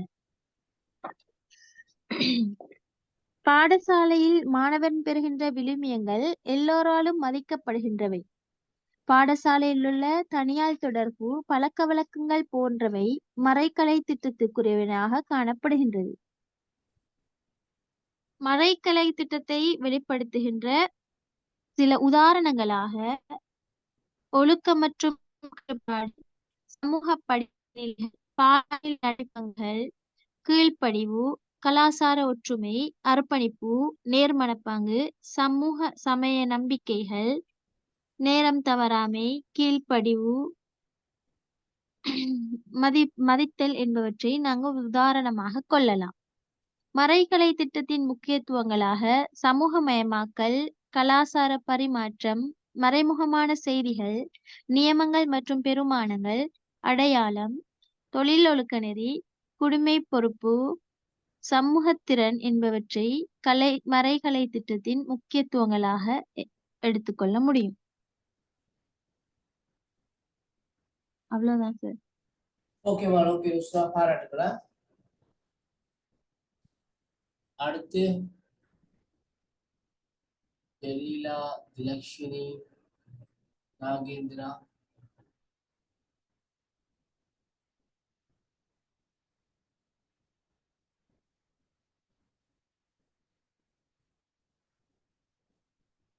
அடுத்து யார் செய்யப்படுங்க?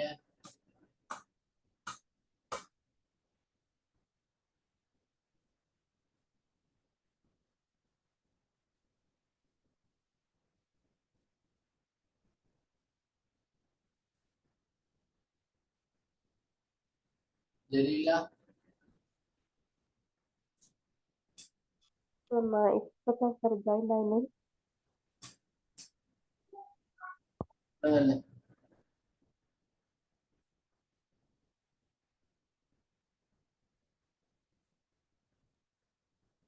சரி. ஓகே, நாகேந்திரா. ரைட்.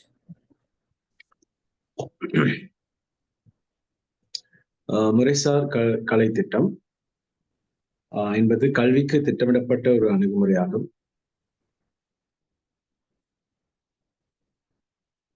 இது கற்றலை ஒழுங்குபடுத்தி குறிக்கோள்கள் அடிப்படையிலானதாக ஆக்குகிறது. மேலும் முறைசார் கலை திட்டம் மூலம் ஆசிரியர்கள் முக்கிய கருத்துக்கள், அடிப்படை திறன்கள் மற்றும் பாடம் அல்லது தொகுப்பின் முடிவில் மாணவர்கள் அடைய வேண்டிய சிறப்பு கற்ற நோக்கங்களை கவனத்தில் கொள்ள உதவுகிறது. முறைசார் கலை திட்டத்தின் முக்கிய பகுதிகளில் சில விரிவாக்கங்கள். முதலாவது கோட்பாடு அல்லது முக்கிய கருத்து.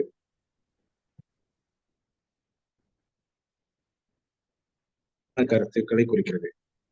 இது மாணவர்கள் அறிந்திருக்க வேண்டிய அடிப்படை தகவல்களையும் அடிப்படை கோட்பாடுகளையும் உள்ளடக்கியதாக இருக்கிறது. உதாரணமாக, உயிரியல் வகுப்பில் காந்த சக்தி என்ற பாடம் இருக்குமானால் அதிலே முக்கிய கருத்துக்கள் எனும் பகுதியில் காந்த சக்தி என்ன, அது ஏன் தாவரங்களுக்கு முக்கியம் மற்றும் அதன் அடிப்படையிலான செயல்முறை என்ன என்பதை விளக்க உதவுகிறது. இரண்டாவதாக கற்றல் முடிவுகள் என்றால் பாடம் முடிந்த பின் மாணவர்கள் அறிந்திருக்க வேண்டிய அல்லது செய்யக்கூடியவை என்ன என்பதை குறிக்கிறது. இது தெளிவான மற்றும் அளவிடப்படக்கூடியதாக இருக்கிறது. அதே போல செய்முறை செயல்பாடுகள். இது பாடத்தை புரிந்து கொள்ளவும் ஆர்வத்துடன் ஈடுபடும் மாணவர்களுக்கு உதவுகிறது. அதே போல பயிற்சிகள், சொற்பொழிவு, விவாதம், விளக்கங்கள் மற்றும் கைப்படி செயற்பாடுகள் அடங்குகிறது. அதே போல கற்றல் வளங்கள் என்பது பாடங்களை நிறைவேற்ற உதவும் கருவிகள் அல்லது பொருட்களை குறிக்கிறது. உதாரணமாக பாடப்புத்தகங்கள், வீடியோக்கள், கைப்புத்திகைகள் மற்றும் டிஜிட்டல் வளங்கள். எடுத்துக்காட்டாக, உதாரணமாக பண்டைய எகிப்தை குறித்து வரலாறு வகுப்பிற்கு ஒரு வரலாற்று நூல்,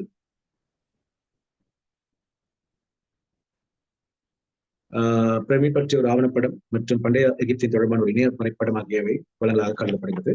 மதிப்பீடு மற்றும் மதிப்பீடு முறைகள். அதாவது மதிப்பீடு என்பது மாணவர்கள் கற்றல் முடிவுகளை அடைந்துள்ளனரா என்பதை அளவிடுவதற்கு உதவுகிறது. இது ஆசிரியர்களுக்கு தங்கள் கற்றலின் பயன்முறை மற்றும் மாணவர்கள் மேலும் உதவி தேவைப்படும் இடங்களை புரிய உதவுகிறது.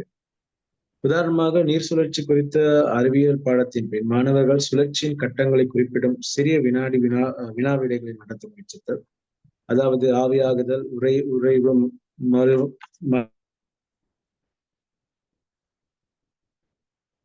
சேகரிப்பு போன்ற அல்லது வேறு ஒவ்வொரு கட்டத்தையும் குறிக்க ஒரு எளிய வரைபடத்தை உருவாக்க உதவுகிறது. நன்றி. ஓகே,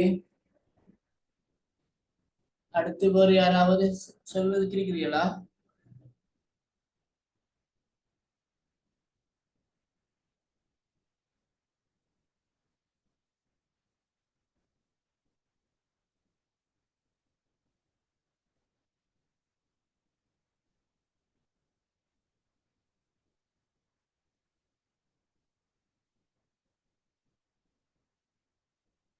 சொல்லுங்க.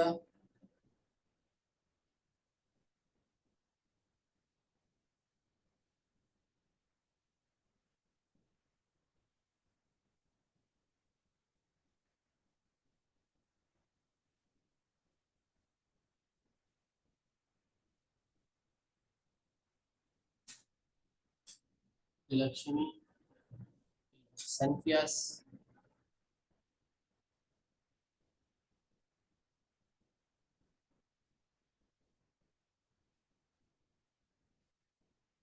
Sir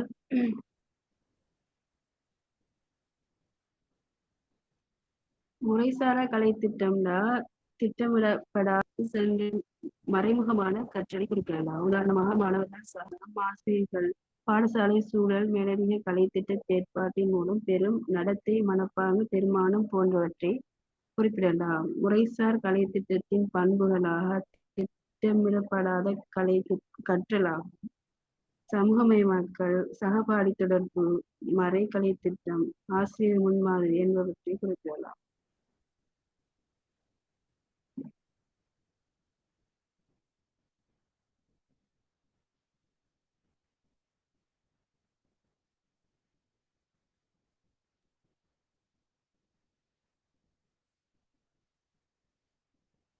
okay.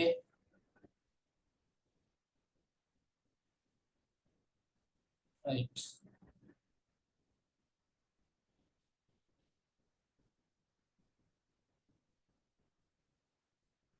தற்போது நடைமுறைப்படுத்தப்பட்டு வருகின்ற அடுத்த வகையான கலை திட்டம் தான் இந்த தேர்ச்சி மைய கலை திட்டம் சொல்லப்படுவது. கம்படன்சிஸ், ரைட்? கம்படன்சிஸ் அதாவது தேர்ச்சி அடிப்படையிலான கலை திட்டம் சொல்லுவாங்க, ரைட்? இதுல ஆரம்பத்துல தேர்ச்சி மைய கலை திட்டத்துல குறிக்கோள் அடிப்படையானது காணப்பட்டது. தற்போது கற்றற்பேர் அடிப்படையிலானது காணப்படுகிறது, ரைட்? கற்றற்பேர் அடிப்படையில வடிவமைக்கப்பட்ட கலை திட்டமும் இது தேர்ச்சி மைய கலை திட்டத்தை தான் குறிக்கிறதுங்கிறத நீங்க விளங்கிக் கொண்ட சரி. ஓகே, முதலாவது தேர்ச்சி மைய கலை திட்டம் என்னன்னு நாங்க பார்ப்போம். குறிப்பிட்ட தேர்ச்சிகள் மற்றும் திறன்களை மாணவர்களிடம் வசப்படுத்துதல் மற்றும் நிரூபிப்பதை மையமாக கொண்டு உருவாக்கப்பட்ட கலை திட்டமாகும். அதாவது 2007 ஆண்டுக்கு முன்னர் இவர் பாடசாலை கலை திட்டம் தொடர்பாக தெரிவிக்கப்படும் பிரதானமான குற்றச்சாட்டு மாணவர்களுக்கு வெறும் ஏட்டு அறிவை மாத்திரம், நூற்கல்வி அறிவை மாத்திரமே எமது கலை திட்டங்கள் வழங்குகின்றன. இது மாணவர்களுடைய அறிவாற்றலில் மாத்திரம் விரித்து ஏற்படுத்துகிறது. குறிப்பாக மாணவர்களுடைய மனப்பாங்களிலோ திறன்களிலோ எந்த விதமான மாற்றத்தையும் ஏற்படுத்துவதில்லை என்ற குற்றச்சாட்டு முன்வைக்கப்பட்டுச்சு. உங்களுக்கு தெரியும், கல்வியினுடைய குறிக்கோள் பகுப்பியல்ல 3 பிரதானமான ஆட்சி துறைகள் காணப்படுகிறது, ஆட்சி பிரிவுகள் காணப்படுகிறது. அறிதல் ஆட்சி, உள இயக்கத்திறன் ஆட்சி, மனவெழுச்சி ஆட்சி. உள இயக்கத்திறன் ஆட்சி, மனவெழுச்சி ஆட்சின்னு சொல்லப்படுகின்ற 3 முக்கியமான ஆட்சி துறைகள் காணப்படுகிறது. அதை அறிவு, திறன், மனப்பாங்கு என்று அடையாளப்படுத்துவாங்க. அப்ப 2007 ஆண்டுக்கு முன்னர் காணப்பட்ட கலை திட்ட உள்ளடக்கமானது அருளாட்சியில் மாத்திரமே அளவு கடந்த மாற்றத்தை முக்கியத்துவத்தையும் ஏற்படுத்துவதாகவும், மனப்பாங்கு விருத்தி மற்றும் திறன் விருத்தி என்பவற்றில் போதிய கவனம் செலுத்துவதில்லை என்ற குற்றச்சாட்டு முன்வைக்கப்பட்டதுக்கு அமைவாகத்தான் இந்த தேர்ச்சி மைய கலை திட்டம் அறிமுகம் செய்யப்பட்டது. தேர்ச்சி என்பது குறிப்பாக ஒரு செயலை, ஒரு விடயத்தை செய்வதற்கு இருக்கின்ற உச்சளவான திறனை குறிக்கும். தேர்ச்சி கம்படன்சிஸ். அதுல சிறப்பு தேர்ச்சியும் இருக்கிறது. ஒரே தொழிலை, ஒரே விடயத்தை தொடர்ச்சியாக செய்வதன் ஊடாக கிடைக்கப்படுகின்ற மிக ஆழ்ந்த அனுபவத்தை சிறப்பு தேர்ச்சின்னு சொல்லுவாங்க. அப்ப தேர்ச்சி என்பது தொடர்ச்சியாக நாங்க செய்து பார்ப்பதன் ஊடாக எங்களுக்கு ஏற்படுகின்ற ஒரு திறன் விருத்தி தான் அது. உதாரணமாக, ஒரு விவசாயி மண்வெட்டியை பயன்படுத்தி நிலத்தை கொத்தி புரட்ட நன்றாக தெரிந்தவர். அவனுடைய தொழிலே அதான். எங்களுக்கும் ஒரு மண்வெட்டியை தந்து நிலத்தை கொத்தி புரட்டுவதற்கும் ஒரு விவசாயிக்கு மண்வெட்டியை கொடுத்து அவன் நிலத்தை கொத்தி புரட்டுவதற்கும் வித்தியாசம். அந்த மண்வெட்டியை சரியாக பிடிக்கிறது, எவ்வாறு கொத்த வேண்டும், எவ்வாறு புரட்ட வேண்டும் என்பதையெல்லாம் நன்றாக அறிந்து சிறப்பாக செய்வான். எங்களால அந்த அளவுக்கு செய்ய முடியாம போகும். காரணம், அவன் அந்த தேர்ச்சி அடைந்தவனாக இருக்கிறான். ஒரு மீன் வியாபாரி ஒரு மீனை வெட்டி சுத்தப்படுத்துகின்ற விதத்துக்கும் நாங்கள் வீட்டில வாங்கி வந்து ஒரு மீனை வெட்டி சுத்தப்படுத்துகிற விதத்துக்கும் வித்தியாசம் இருக்கு. அவன் மிக குறுகிய நேரத்துக்குள்ள ஒரு பெரிய மீனை வெட்டி சுத்தப்படுத்தி தருவானுங்க. நாங்க எங்களால அவ்வளவு செய்ய இல்லாம இருக்கு. இதான் அந்த தேர்ச்சின்னு சொன்ன விஷயம் இல்லை. அவன் தேர்ச்சி மாணவர்களிடம் ஏற்படுத்த வேண்டும் என்பதற்காகத்தான் இந்த தேர்ச்சி மைய கலை திட்டம் உருவாக்கப்பட்டு 2007ஆம் ஆண்டுக்கு பிறகு. சரியோ, இங்கு கற்கை நெறிகள் நிறைவு செய்தல் மற்றும் பெறுபவர்களை பெறுதல் என்பவற்றில் கவனம் செலுத்துவதற்கு மாறாக, அதாவது அறுதலாட்சி விருத்தியை ஏற்படுத்துவதற்கு மாறாக, மாணவர்களுடைய அறிவுத்திறனை மாத்திரம் விருத்தி செய்கின்ற அந்த நிலைக்கு மாற்றமாக மாணவர்களுக்கு நிஜ உலக சூழமைவுகளில் பொருத்தமான மற்றும் பயன்படுத்தக்கூடிய திறன்களை வளர்ப்பதை உறுதி செய்யும் வகையில் செயல்முறை திறன்களில் நிபுணத்துவம் மற்றும் அறிவு மற்றும் தகமைகளை வளர்ப்பதை விருத்தி செய்யும் வகையில் இந்த கலை திட்டம் வடிவமைக்கப்பட்டது. உதாரணமாக, ஒரு பிரதேசத்துடைய ஒரு மிகப்பெரிய எலக்ட்ரிக்கல் என்ஜினியரா இருப்பாரு. அந்த டிஸ்ட்ரிக்டுக்கே மின்சாரம் விநியோகிக்கிறதுக்கு பொறுப்பான ஒரு பொறியியலாளராக இருப்பார். அவரை வீட்டில் ஒரு மின்குமிழ் எரிந்து விட்டால் அதை மாற்றுவதற்கு அவருக்கு தெரியாது. வீட்டுல ஃபியூஸ் போனா ஃபியூஸை மாற்றுறதுக்கு அவருக்கு தெரியாது. அதுக்கு எலக்ட்ரீஷியன் தான் வரணும். அப்ப இது எதை சொல்றோம்னு சொன்னால், அந்த தேர்ச்சி எங்களிடம் ஏற்படவில்லை, அந்த திறனை எங்களோட கல்வி முறைகளுக்கு வளர்க்கல. ஆனா அவர் சொல்லுவார், இது எத்தனை வாட்ஸ், எத்தனை அம்பியர், இந்த கணக்கெல்லாம் சொல்லுவார். ஒரு வீட்டுல 10 மின் விளக்குகள் எரியறதுக்கு எத்தனை வோல்டேஜ் வேணும், அம்பியர்ஸ் வேணும், இந்த கணக்கெல்லாம் தெரியுமா. ஆனால் இவ்வாறான செயல்முறை அறிவு இல்லாம போகும். ஆகவேதான் மாணவர்களிடம் நிஜ உலக அனுபவத்தை ஏற்படுத்துவதற்கும் செயல்முறை சார்ந்த திறன்களை விருத்தி செய்வதற்காகவும் உருவாக்கப்பட்டதுதான் இந்த தேர்ச்சி மைய கலை திட்டம். எத்தனையாம் ஆண்டு? 2007ஆம் ஆண்டு இந்த கலை திட்டம் வடிவமைக்கப்பட்டது. சரியோ? இலங்கையில் 2007ஆம் ஆண்டிலிருந்து கலை திட்டம் பாரிய எதிர்பார்ப்பு கொண்டு நடைமுறைப்படுத்தப்பட்டது. ஆனா துரதிஷ்டமாக முடிவு என்னன்னு சொன்னா, இந்த கலை திட்டம் கூட எங்களோட நாட்டுல மாணவர்களிடம் செயல்முறை திறன் விருத்தி ஏற்படுத்தவில்லை. இந்த கலை திட்டமும் மாணவருடைய அறிவாற்றலுக்கு முக்கியத்துவம் வழங்கித்தான் பாடசாலைகள்ல கற்பிக்கப்படுகிறது.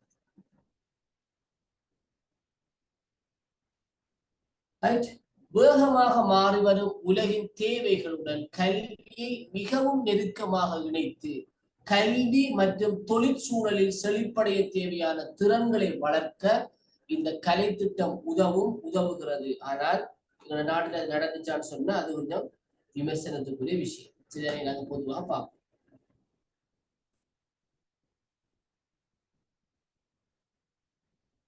அப்ப தேர்ச்சி மைய கலை திட்டத்துல முக்கியமான அம்சங்களை பார்த்தோம்னா, இது தேர்ச்சி மற்றும் தகமைகள்ல கவனம் செலுத்தும். மாணவர்களுடைய தேர்ச்சி மற்றும் அவங்களுடைய தகமைகள்ல கவனம் செலுத்தும். அடுத்தது தெளிவான கற்றல் குறிக்கோள். ஒரு கற்பித்தல் இடம்பெறுவதற்கு முன்னர் கற்பித்தல் இடம்பெற்றால் அதன் பின்னர் மாணவர்கள் எதை அடைந்து கொள்ள வேண்டும் என்பது முன்கூட்டியே தீர்மானிக்கப்பட்டிருக்கு.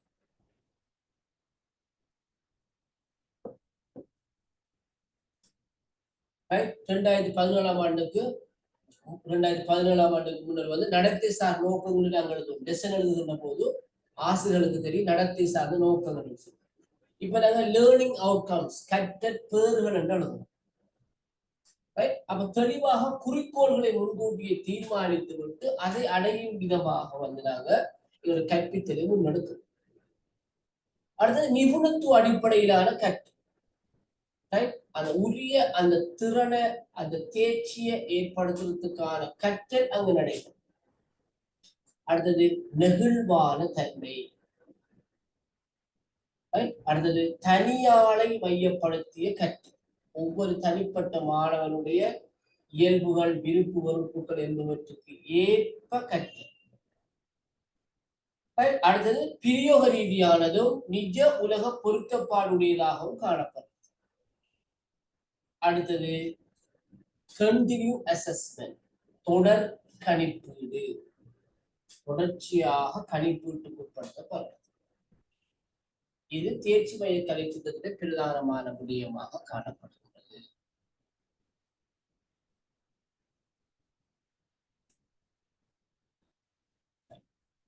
அடுத்த கட்டத்துக்கு போறாங்க. இந்த தேர்ச்சி மைய கலை திட்டத்துடைய நன்மைகள் என்ன? தேர்ச்சி மைய கலை திட்டத்துடைய நன்மைகள் என்ன? முதலாவது விஷயம் பொருத்தப்பாடு. தற்காலத்துக்கு மிகவும் பொருத்தமானது. வெறும் புத்தக அறிவை, ஏற்ற அறிவை வச்சுக்கொண்டு நாங்கள் எதையுமே செய்ய முடியாது. சில நேரங்கள்ல நடைமுறைக்கும் கோட்பாட்டுக்கும் இடையில நிறைய வேறுபாடு இருக்கிறது. இது கோட்பாட்டையும் நடைமுறையையும் ஒருங்கிணைப்பதனால பொருத்தப்பாடுடையதாக இருக்குது.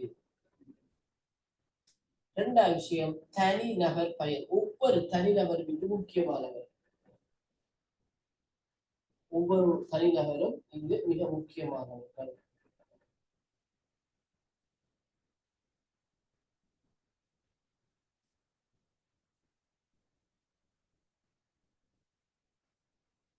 மூணாவது பிளெக்சிபிலிட்டி, நெகிழ்வுத்தன்மை. மாணவனுடைய இயல்புக்கேற்ப பாடத்து தன்மைக்கேற்ப நாங்க அதை ஒழுங்குபடுத்திக் கொள்ளலாம். பிளெக்சிபிள். அடுத்தது நிபுணத்துவம். மாணவர்கள்ட்ட அந்த துறை சார்ந்த விடயத்துல, அந்த விளக்கம் உள்ளடக்கம் சார்ந்த விடயத்துல நிபுணத்துவத்தை ஏற்படுத்துவதை இலக்காக கொண்டதாக அது காணப்படும்.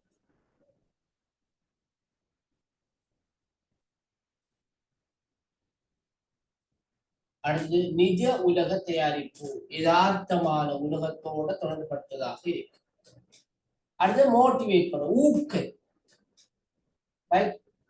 அதாவது கற்போரையும் கற்பிப்போரையும் ஊக்குவிக்கக்கூடியதாக காணப்படும். அடுத்து வாழ்நாள் கற்றல், தொடர்ச்சியான கற்றல், எல்லை இல்லாத முடிவில்லாத கற்றலை ஊக்குவிக்கக்கூடியதாக காணப்படும்.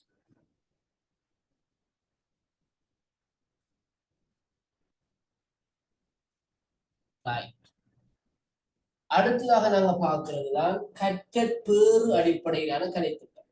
அப்ப தேர்ச்சி மைய கலை திட்டத்துல ஒரு வடிவம் தான் கற்றற்பேறு அடிப்படையிலான கலை திட்டம். அதை நீங்க விளையாடணும். முதல்ல குறிக்கோள் அடிப்படையிலானது, நடத்தி சார் நோக்கத்தை மையமாகும். நாங்க தேர்ச்சி மட்டம் எழுதுவோம்.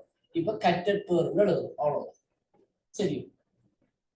அப்ப கற்றற்பேறு சொல்றது ஒரு கற்றல் நிறைவடைந்ததன் பின்னர் மாணவர்கள் எவற்றை அடைந்து கொள்ள வேண்டும், எவற்றை அடைந்திருக்க வேண்டும் என்பதை முன்கூட்டியே தீர்மானித்து விட்டு அதனை அடையும் விதமாக கற்றல் கற்பித்தல் செயல்முறை ஒழுங்குபடுத்துவதை மையமாக கொண்ட ஒரு கலை திட்டம் தான் இந்த கற்றற்பேறு அடிப்படையிலான கலை திட்டம். இதுவும் தேர்ச்சி மைய கலை திட்டத்துக்குள்ள அடங்குகிறது தான். பார்த்தோம் அப்படியே தெளிவான மற்றும் குறிப்பிட்ட கற்றல் விளைவுகளை மையப்புள்ளியாக கொண்டு, அதாவது எங்களுடைய 30 நிமிட கற்பித்தல், அது 40 நிமிட கற்பித்தல், அல்லது 60 நிமிட கற்பித்தல் நிறைவடைந்ததற்கு பின்னர் மாணவர்கள் எவற்றை கற்றிருக்க வேண்டும், எவற்றை அடைந்திருக்க வேண்டும் என்பதை மையப்புள்ளியாக கொண்டு கல்வி அனுபவங்களை வடிவமைப்பதற்காக கற்றற்பேறு அடிப்படையிலான கலை திட்டம் காணப்படும். இங்கு மாணவர்கள் தங்கள் கற்றல் பயணத்தின் முடிவில் என்ன செய்ய வேண்டும் அல்லது செய்து காட்ட வேண்டும் என்பதை அடிப்படையாக கொண்டு இக்கலை திட்டம் வடிவமைக்கப்படுகிறது. எங்களோட கற்பித்தல் நிறைவடைந்தது பின்னர் எங்களோட கற்பித்தலின் ஊடாக மாணவர்கள் எதனை அடைந்திருக்க வேண்டும் என்பதை மையமாக கொண்டுதான் இந்த கலை திட்டம் வடிவமைக்கப்பட்டது. இக்கலை திட்டம் அறிவு மற்றும் திறன்களின் நடைமுறை பிரயோகத்தை வலியுறுத்துவதுடன் மாணவர்கள் கற்றுக்கொள்வதை விட எதை அடைய முடியும் என்பதில் கவனம் செலுத்தும். தேர்ச்சி எதை அவர்கள் அடைந்து கொள்ள வேண்டும், அதை வெளிப்படுத்தப்படுகின்ற நடத்தை சார்ந்த நோக்கங்களால் எழுதுவாங்க. கற்றுக்கொள்ளும் சொல்றது வெளிப்படுத்தப்படுகின்ற, அதாவது எங்களால காணக்கூடிய நடத்தை சார்ந்த நோக்கங்களாக இந்த கற்றற்பவர்கள் மாணவர் சார்பாக எழுதப்படும் பாடக்குறிப்பு அளிக்கின்றன.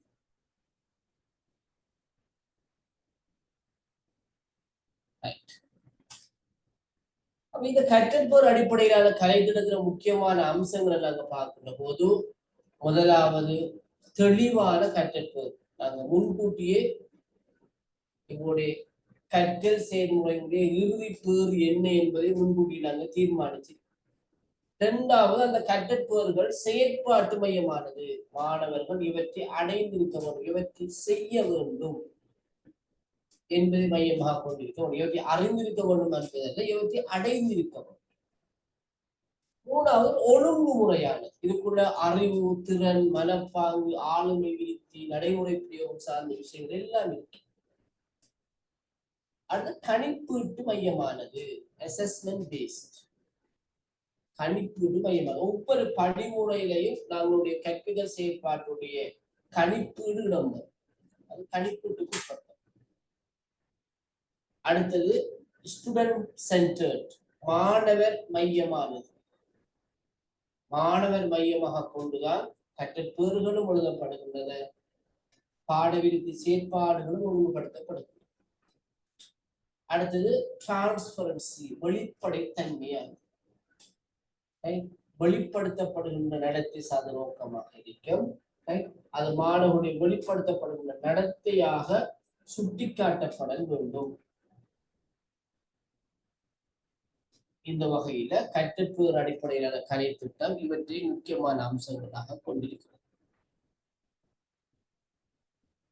இந்த லேர்னிங் அவுட்கம்ஸ் அடிப்படையிலான கலை திட்டத்தின் நன்மைகளை பார்க்கின்ற போது, முதலாவது தெளிவு, கிறிஸ்டல் கிளியர், தெளிவாக இருக்கு.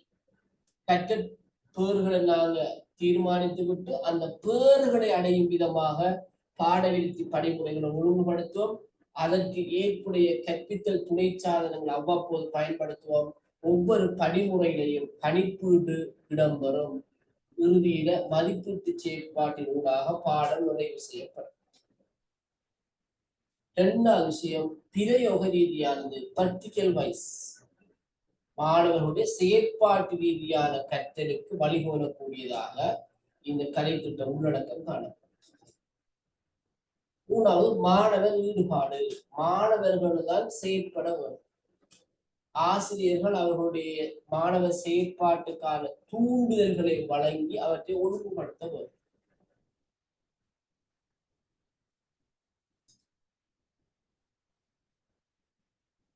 ஒரு 1 minute.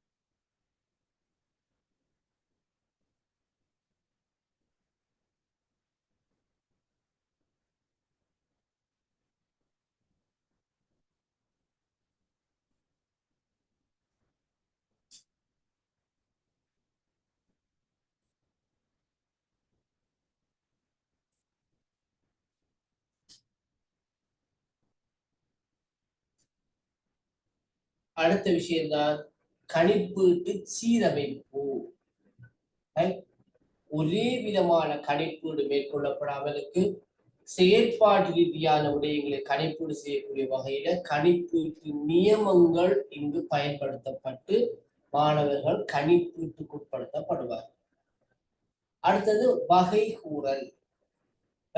கற்றல் பேறுகள் அடைய பெற்றுள்ளதா இல்லையா, கலைத்திட்ட உள்ளடக்கத்தில் காணப்படுகின்ற விடயங்கள் சார்பாக மாணவருடைய அடைவு எவ்வாறு காணப்படுகிறது என்பதுல வகை கூறல் காணப்படும்.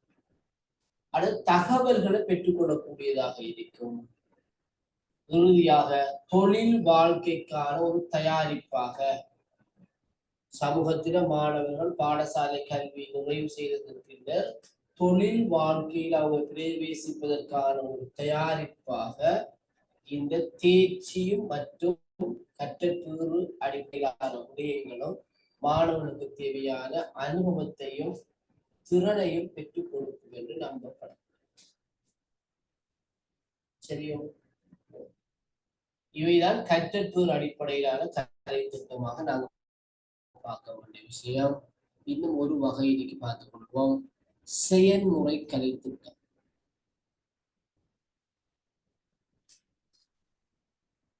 செயல்முறை கலை திட்டம் இதோட நாங்கள் இந்த கிளாஸ் நிறைவு செய்து கொள்ளலாம்.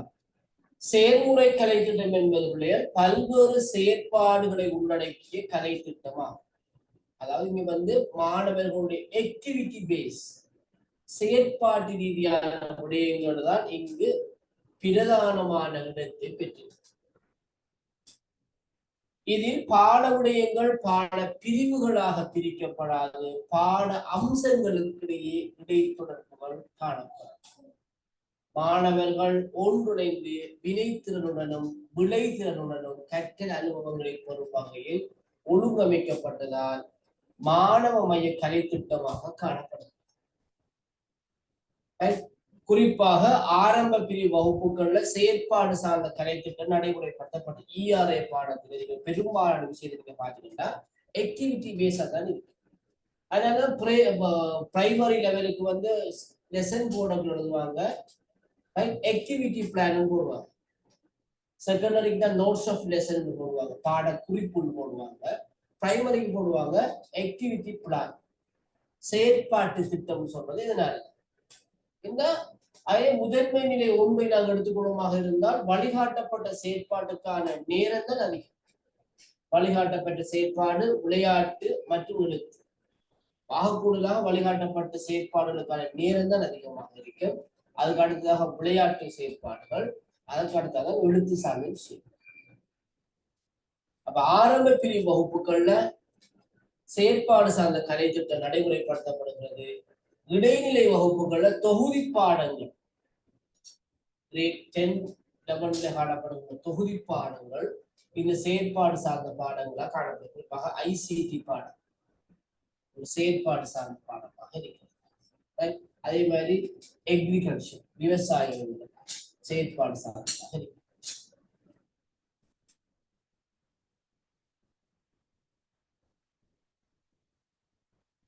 ஓகே, லாஸ்ட் ஒன் இதோட முடியுது. இணை கலை திட்டம், இணைந்த கலை திட்டம். அதாவது பாடசாலைகள்ல முறைசார் கலை திட்டத்திலே பலப்படுத்துவதற்காக பாடசாலையினால் திட்டமிடப்பட்டு நடைமுறைப்படுத்தப்படுகின்ற வேலை திட்டங்கள் யாவும் இணை கலை திட்டத்தில் அடங்கும்.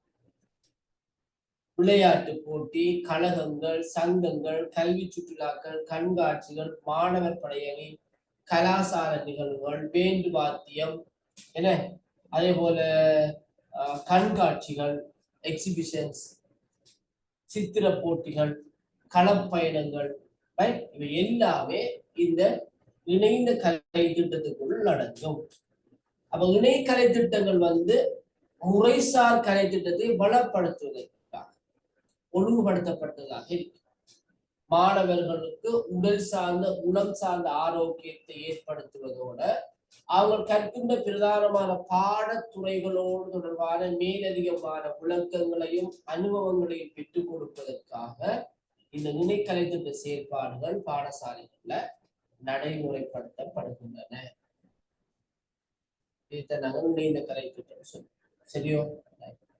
அப்ப கலை திட்ட வகைகள்ல, மாதிரிகள் அல்ல வகைகள்ல பல முக்கியமான வகைகளை நாங்க இதுவரைக்கும் பார்த்திருக்கின்றோம்.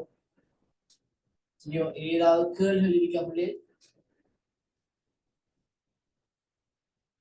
Any questions?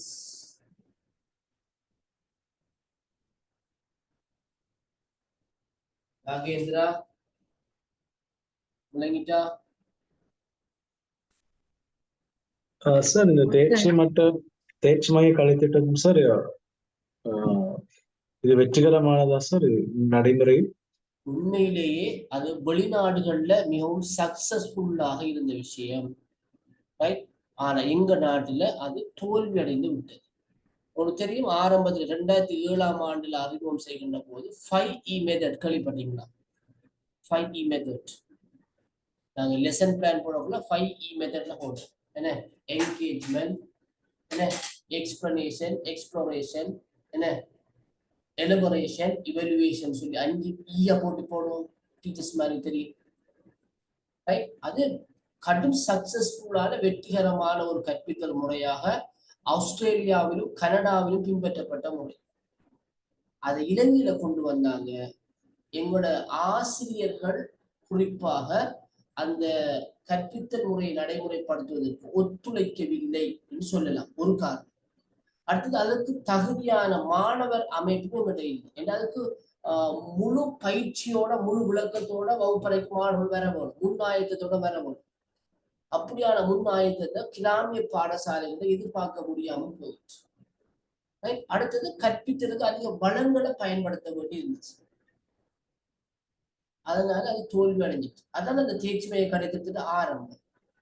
பிறகுதான் அதை வந்து நேராங்கன்னு சொன்னா மாத்துறாங்க. குறிக்கோள் நடத்தை மாதிரியாக பிறகு மாற்றி இறுதியாக கற்றற்போர் அடிப்படையில மாத்திருக்கிறாங்க. இன்னும் வந்து நாங்க பாடசாலைகள்ல பௌதீக வளம் மற்றும் கற்பித்தல் வளங்களை அதிகரிக்க செய்து செயற்பாட்டு ரீதியான கற்பித்தலுக்கான சந்தர்ப்பத்தை வழங்குகின்ற போது இந்த தேர்ச்சி மைய கலைத்திட்டத்தை என்ன செய்யலாம் சொன்னா சக்சஸ்ஃபுல்லா ஆக்கலாம். அந்த வளங்கள் இல்லாமலுக்கு பாடசாலையில தேர்ச்சி மைய கலைத்திட்டத்தை நடைமுறைப்படுத்துவதுங்கிறது தொடர்ந்து மாணவர்களுக்கு எண்ணக்கரு அல்லது கற்பனையில கற்பிக்க வேண்டியதாகத்தான் இருக்கிறது. அப்ப அந்த மாணவர்கள் செய்து பார்த்து தொட்டு பார்த்து பிரயோகிச்சு கற்கிறதுக்கான வாய்ப்புகள் உண்மையிலே இன்னும் இலங்கை பாடசாலைகளை முழுமையாக ஏற்படுத்தப்படவில்லை.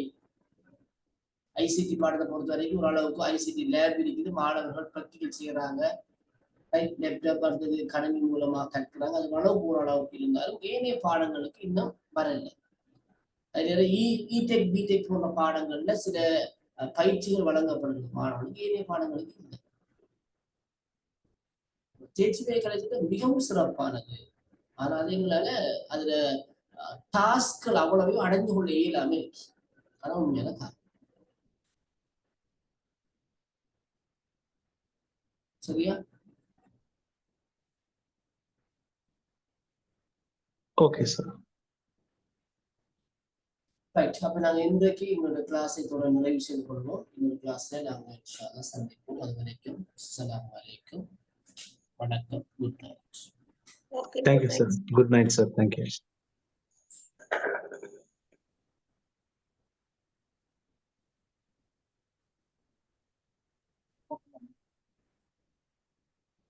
எங்க இருந்து சும்மா கழட்டி உடைச்சிட்டாங்க, பேர் கேஸ் ஆயிடும்.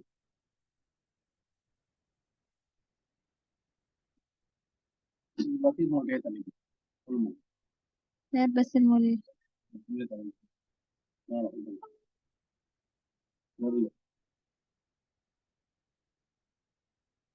சூப்பர் அளிக்காம அவன் எனக்கு இந்த மாதிரி பெரிய மிஸ்டேக் தான். சரி, அவன்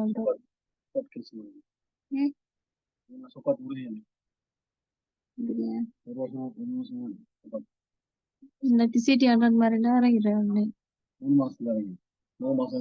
சூப்பர் எத்தனைக்கு இருப்பேன் சார்? ரில்வன் சார் நேற்று புக்கிங் போட்டு